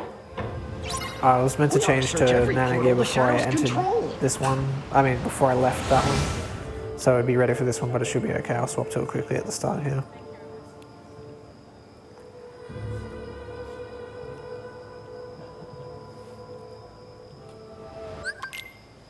Okay. So now again, shot lock's really good because yeah, as you can see, it kind of like homes in on the enemy like that, like or as long as you do the max. So 2 full Nano Gear shot locks there will kill it, which is good. The Means alternative, you don't have to chase him. yeah, there is a alternative strat there where you use thunders. I think it saves maybe 1 or 2 seconds, but like this after the first shot. We ought to search every portal the So this is the shadows Corona control. one. It's actually oh, I didn't swap to Ever After again. Keep forgetting to swap back and forth. Hopefully I still have enough time. Because there's a tight window at the start here to get this one correctly.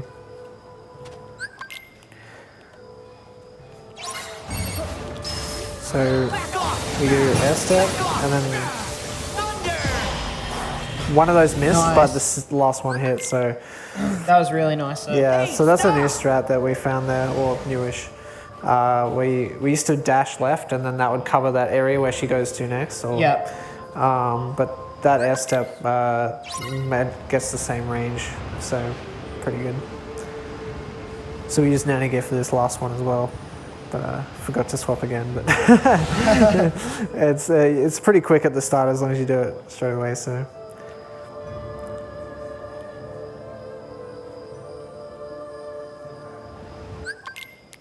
So we do a full, we do 3 thunders into a. Okay. Don't hit me. Good. It was a little slow, Nice. but he didn't troll me, so I'll take that. We take those. Exactly. Alrighty. That's the last you see of Nano Gear. Back to Ever After. Hey, it's still got more representation than all the other Yeah, Keyblades. it's pretty good considering we don't put any upgrades into it. Yeah, it's actually a really solid Keyblade. Yeah. Also, it gives you a full guard in its form, which I thought was really good, like a circular guard around you. Yeah, which Like a the reg- barrier kind of thing. So here we want to MP safety combo plus and food normally, but I ate just before witches, so I won't need to do it yet. I might have to do it during the middle of the organization fights. Oh, we also want to change back to after for this next fight. A little bit of a clunky movement there, but This next fight coming up is kind of like the Heartless Wave we saw in Riku, but a much bigger version. Yeah, this is what it's the killed one it. from Traverse Town. this is the one that kills everyone. Twilight Town. Wrong game. Yeah. Yeah, this is the one that killed us. So this is the last use of aerial on the run, but pretty good for this fight too. As long as he sort of stays around the player, which I think he pretty much always does. Yeah, Most. there's some. Yeah, okay, that was good. That was really good. So you Yeah. can't kill him straight away. Yeah, he you gets- have to wait for him to go into his second phase. Oh, I got the long animation Oh, too. that's unfortunate. Yeah. Guarding, because why not? I have to wait for him to dive down here. And then once it comes back up, there's a big red orb. I just hit it once. Swing. Yeah. Done. Pow. Good fight. I feel like mashing. Do you know this part? Oh, do you want me to do this part? No, you actually want it. Sure, I'll do this part. It's like 3 minutes of mashing. So. Alrighty. So this part is, there was like a Union Cross, which is like the phone game event. If you got in like the top 300 or something, you got your name on this list. Triangle. Oh, okay. It was weirdly delayed there. Yeah, so you get your name on this list and, you know, big epic moment. Cool. And yeah, you just kind of have to just press triangle for a long time. So if you get tired for the second part, I'll take over if you want. My hands are already getting tired. Yeah, there's actually a rhythm to it as well, so you can't just straightly mash. Well, you can, but you might lose a few seconds because of it.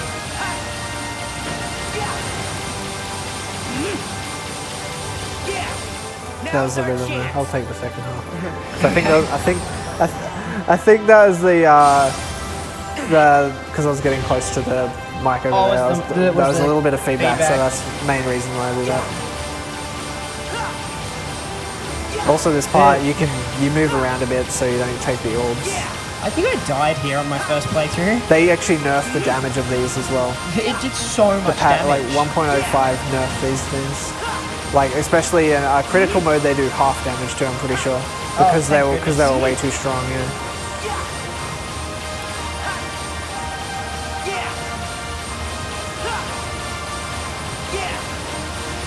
See, if I was doing this run, like, this part would just murder my hands. Oh, and when you get to this part, because you've already done, you know, a good portion of the run so far, then you're like, all right, time to mash for it. As you can see, it's quite a while, so It's a long time.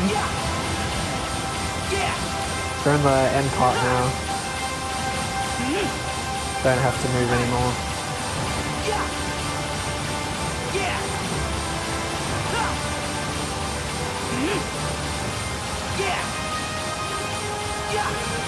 Shoutouts to Speedy. You're the last guy, because we want to go fast. Yeah. He knew. Yeah. That was definitely intentional. Yeah, definitely. I swear I've seen different names at the end. I don't know if it's a set. Like Don't know if it's set or random. Yeah. I've got no clue. Yeah. I've actually never paid attention to the names. Yeah, me either. It's like, I usually pay attention to the first or the last one. yeah, it's 'cause like, I'm congratulations, your name's in the game. I'm just gonna mash. yeah. Yeah. So we got Kiraga here. Woo. Well, we don't use.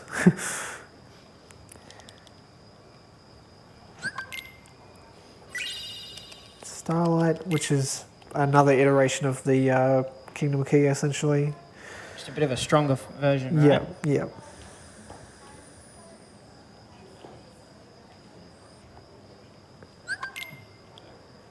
So now this is like probably one of the cooler parts, like casually, where you just do like a boss rush essentially of all the organization members, and it's pretty cool. So The strats though, it's a lot of fire, but getting them to specific HP gates essentially is basically the aim here. So for this first one, we kind of want to evenly damage Malusha and Luxine down to 2-ish bars or a bit less. Because Luxord is in this fight, but he has his own section that you can't actually kill him yet until his part activates. Okay, so we'll swap to Luxine now. I'm not getting hit much, which is nice. So Malusha is probably a bit high on damage. Yeah, okay, so I should kill Malusha first. I'm pretty sure. Oh, this is the, there he is. Okay. 1, 2. So that's the galvanizer effect coming into there. So That did so much damage. because you did 5 hits, and the Fire Raza did a lot more. So that kills. I'm pretty sure that was Luxine. Yeah. Sometimes there's a lot because Faraza when it hits, it actually does clear damage. So yeah, Malusha's at a good health too, so I can do non-max shot lock in that one. Oh, there you go. Because if you do a max there, she'll go into. Actually, Malusha might be a he. That is a he. Yeah. Whatever. The pink hair. Yeah. She'll go completely. He will go completely invulnerable. So you have to make sure you don't do a max shot lock there. So now we got Data Riku and Zigbar, or Lushu, if you spoilers. Spoilers? Yeah. Yeah, Ansem was in the fight, but then he just kind of Oh, goes away. Yeah, you fight him again later. He's like, you guys can handle it. That was good. They get owned. That was a really good Riku, actually. That was really fast. Yeah. Let's make it interesting. Interesting thing about some of these movesets that they do, they kind of look like DMs from like the older games, but you can actually hit them.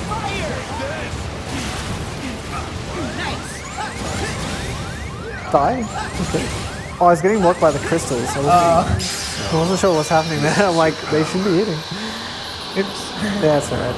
Small time loss. 5-ish seconds.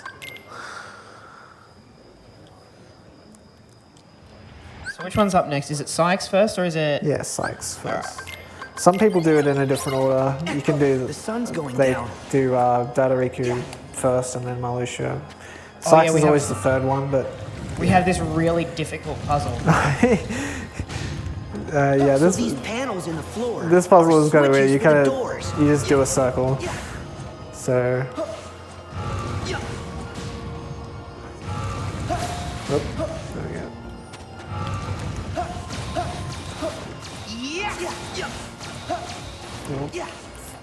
Very difficult.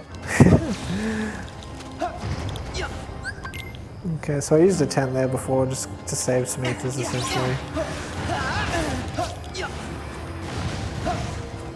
It's funny, these things always push you so high that once you got hit by one, you can just glide over all Yeah, the rest. well, you do the super jump on the wall at the start there to get the height. Oh, actually, you can't hit him right at the start here. You have to wait till he comes down before you can do damage. So, but essentially, a lot of fire. Can Sharon even be targeted in this first part? No, she's... Oh, actually, maybe. Actually, good question. I never... I mean, there's no point in doing it. Yeah. Why it's based off Malusha, but not Malusha. Sorry. Now I'm getting. Right. Right. So yeah, now he does this. This is the other fun usage of the camera. You take a picture of everyone having a good old time. And, psych. And then the second part, Now we Roxas get comes the in. best party members in the game. Yeah, Roxas does a lot of damage. Roxas is insane. And Sion's kind of a bit of a heal bot, but that's fine. That's what you want. Yeah, we don't need the heal at this point, but yeah. I've actually seen like videos of people they just let Sharon heal them, Yeah. and just Roxas just Yeah, takes him out in about a minute. I was thinking that was one of the incentives I was thinking about doing before I let Roxas win the fight. You know, we'll get him to 1 health. I'm actually kind of keen for the DLC just to do that fighter's rock. Yeah, I don't know. It'd be interesting what we get, because we see that we do the last boss with him, or the second last boss. So, and then we got Vanitas again, and Terranort. So we get Vanitas low here. This is the one fight that's actually a little bit unique. They keep, the other fights, the health regens a little bit, but with this fight, the health stays exactly the same no matter what.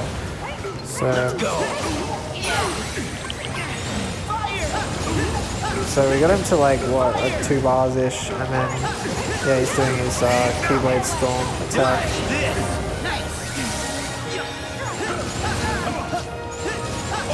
We want to dodge Terranort's DI. Yeah, he does this big. It's huge. Yeah, and he gets to, he like brings out his shadow, and then you can't deal damage while he's doing it. Oh, he's actually got more than I thought, but that's alright. We can just funnel him like that. Costs an extra ether, but yeah. We got plenty. Yeah, we should be okay. So this next fight is actually probably, even though it's just fire, it's actually probably one of the hardest fights in the room. The triple Xehanort fight, yeah. I think I have 1/10 left, so I'm just going to use it. It's night already? Why not? Instead of touching that save point there. Whoops. What's going on? Yeah. Tired. Almost there though. Only a few fights left. Yeah, this fight's actually incredibly hard. I will probably mess it up, but we'll see what I can do. So once again, we have this weird opener where you have to thunder them twice and then they do this little cutscene thing. Yeah, okay.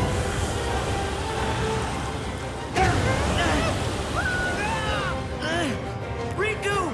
King Mickey!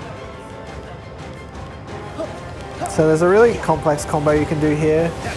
I opted not and just use water with the invincibility frames. So you can do like water, fire, thunder, something like that. I don't remember the exact combination, but there's a real custom combo there to get the max amount of damage, but I just do the safe one. I don't know if I mentioned that before at the start when I talked about water. Excuse me, about water. It actually not only does it have a hitbox around you, it actually gives you some iframes as well. So that's what makes that strat really cool. My targeting. You also want to kill these guys in a specific order. You want to kill Xemnas first. Golly, awesome. Who was that? I think that was Xemnas. Yeah, it was. Yeah, okay, cool. Because if you leave Xemnas last, he's the most obnoxious to deal with, essentially. All his combos and all his disappearing. See, like, whereas in Young Xehanort, you can still target here. Well, thank you for cancelling that ether, actually. Because I'm still at half mana, and I need to be a tad conservative, I think. Oh, I don't actually have a Koopa coin, so I actually have to be a tad careful here. I shouldn't die. But... Begins and ends in darkness. Oh. There we go, I got a Nice, heal from the boys. good heal. Yeah. Yeah, Mickey. That heal came in clutch. Yeah, that was actually a little bit scary. Who's that? Oh, he's still not dead. Okay.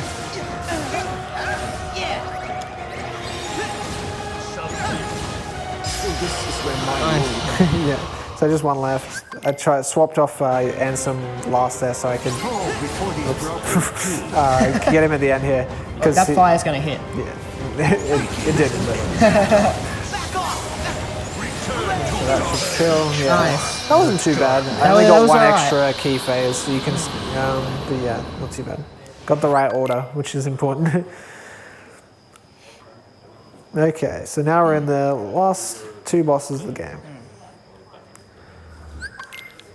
So, Oh, I love this bit. no, this is pretty funny because this, if you casually, I remember it was I definitely was trying to like physical hit them. yeah, goose chase Yeah. sort of thing. So this next boss fight coming up, there's like 13 Armored Xehanorts. Xehanorts, yeah. And the interesting thing about them is they all share the 1 health bar. Yeah. But they can all take damage, even if it's from the Yeah. 1 move. So, yeah, just watch it. Just changing some abilities there for the rest of the game. Alrighty.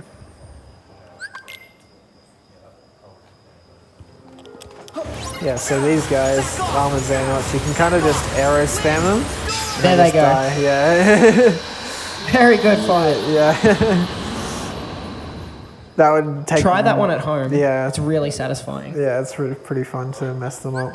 So this next one has got a lot of tricky DMs that you can skip. We'll see. There's got a unique strat as well. It's like pre-buffering your shot lock, which it's the only use of it in the game. With the speed run. I wanted to jump there, but it should be okay.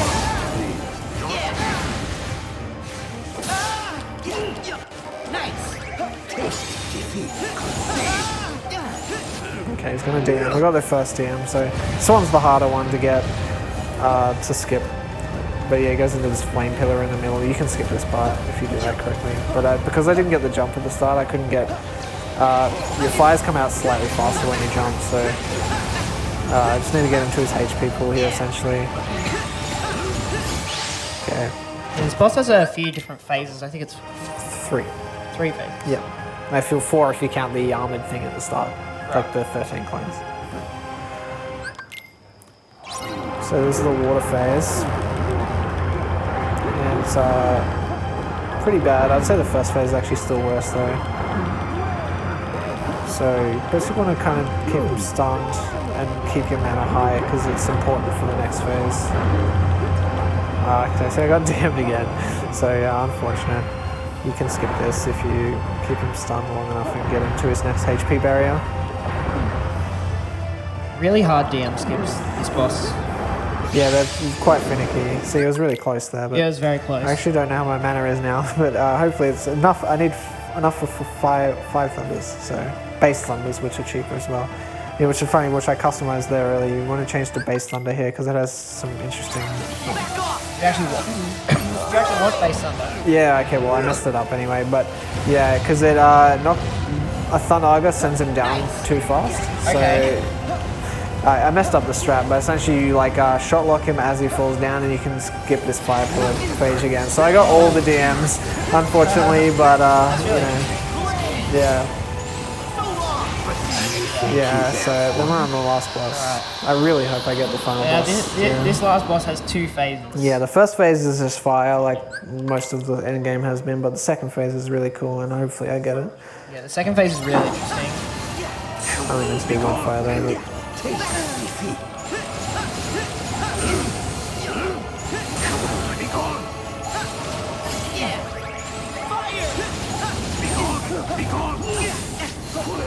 Being a bit aggressive. Okay, that should put him in the next phase, yeah. Nice. So now in this phase, there's a particular part... I'm out of ethers! Oh no. That means I can't do it. Yeah. I'll have to do the old school way, hopefully. Which is getting him to 4 and a bit bars. So I need to run out my magic. Alright, so unfortunately we ran out of ethers here. It can sometimes be close, I knew it would be a there was a problem. few we had to use earlier in the run. Yeah. But there's a phase coming up where he turns you into anti-store, which is actually skippable. Yeah, which I still gonna try and skip it, but I'm gonna skip it the old way. Is Stitch normally?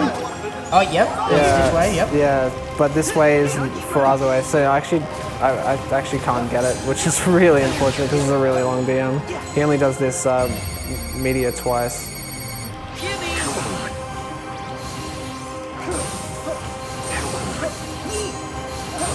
Okay, he's still at like 5 bars. I need to use Mirage stuff. Now I'm gonna get him bleed. That did us a lot of damage. Yeah, because your attacks are based off your magic stat too, Yeah. actually, funnily enough.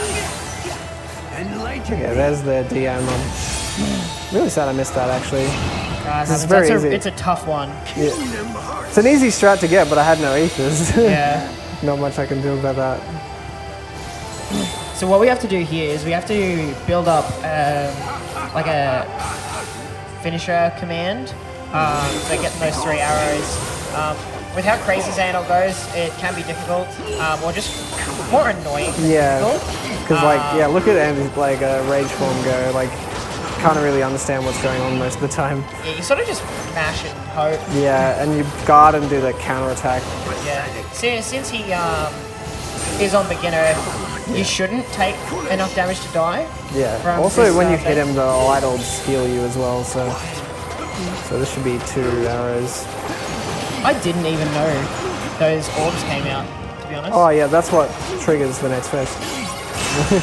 So we're gonna have to go through his big DM as well. So You're right. I did not know those were there. yeah, this is quite the bad run, but it's alright. Still underestimate. So This is the part of the DM where he is just fully invincible. Like you can't even hit him. Like Rage Form can't damage him, Yeah. but like at least you'll hit him to get through it. This you just have to tank. And you can skip this completely if you do the Stitch strat or the old Foraza strat correctly.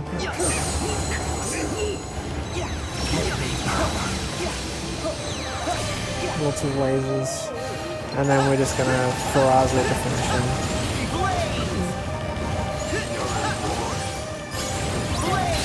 There we go, and that's pretty much the final thing. I'll call time soon. We have to go through one more little cutscene thing here.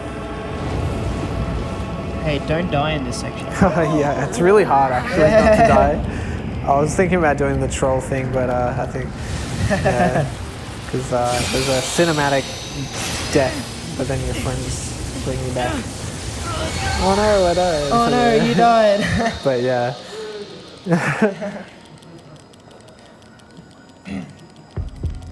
You have to do you mash to get through this? I don't know if it's X or triangle, but you don't have to mash.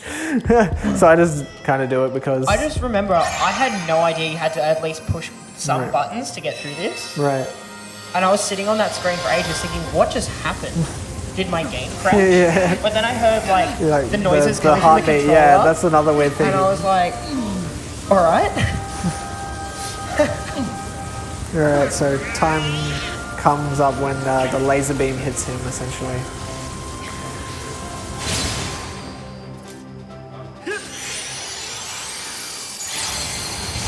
And time. Time. Ooh.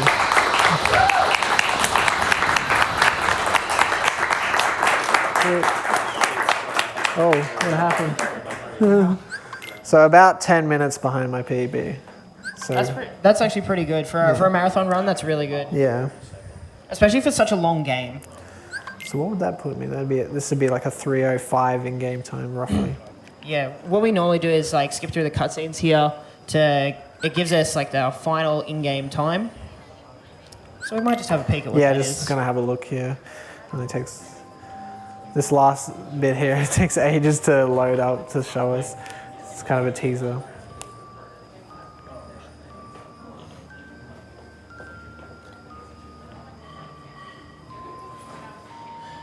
As you can see. Any second. Yeah.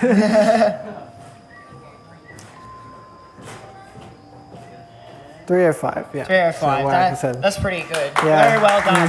Thanks. Very well done. So yeah, just a quick shout out to the general KH community. Absolutely. I've never had a bad experience with any of them really, so just thanks to them, you know. And thanks for having me. Thanks for being here. Yeah, That was and a thanks sick for run. last minute No worries. coming and help me couch here. All right. So we'll just end the game now. Stick around, guys. Cool. Enjoy the rest of the runs.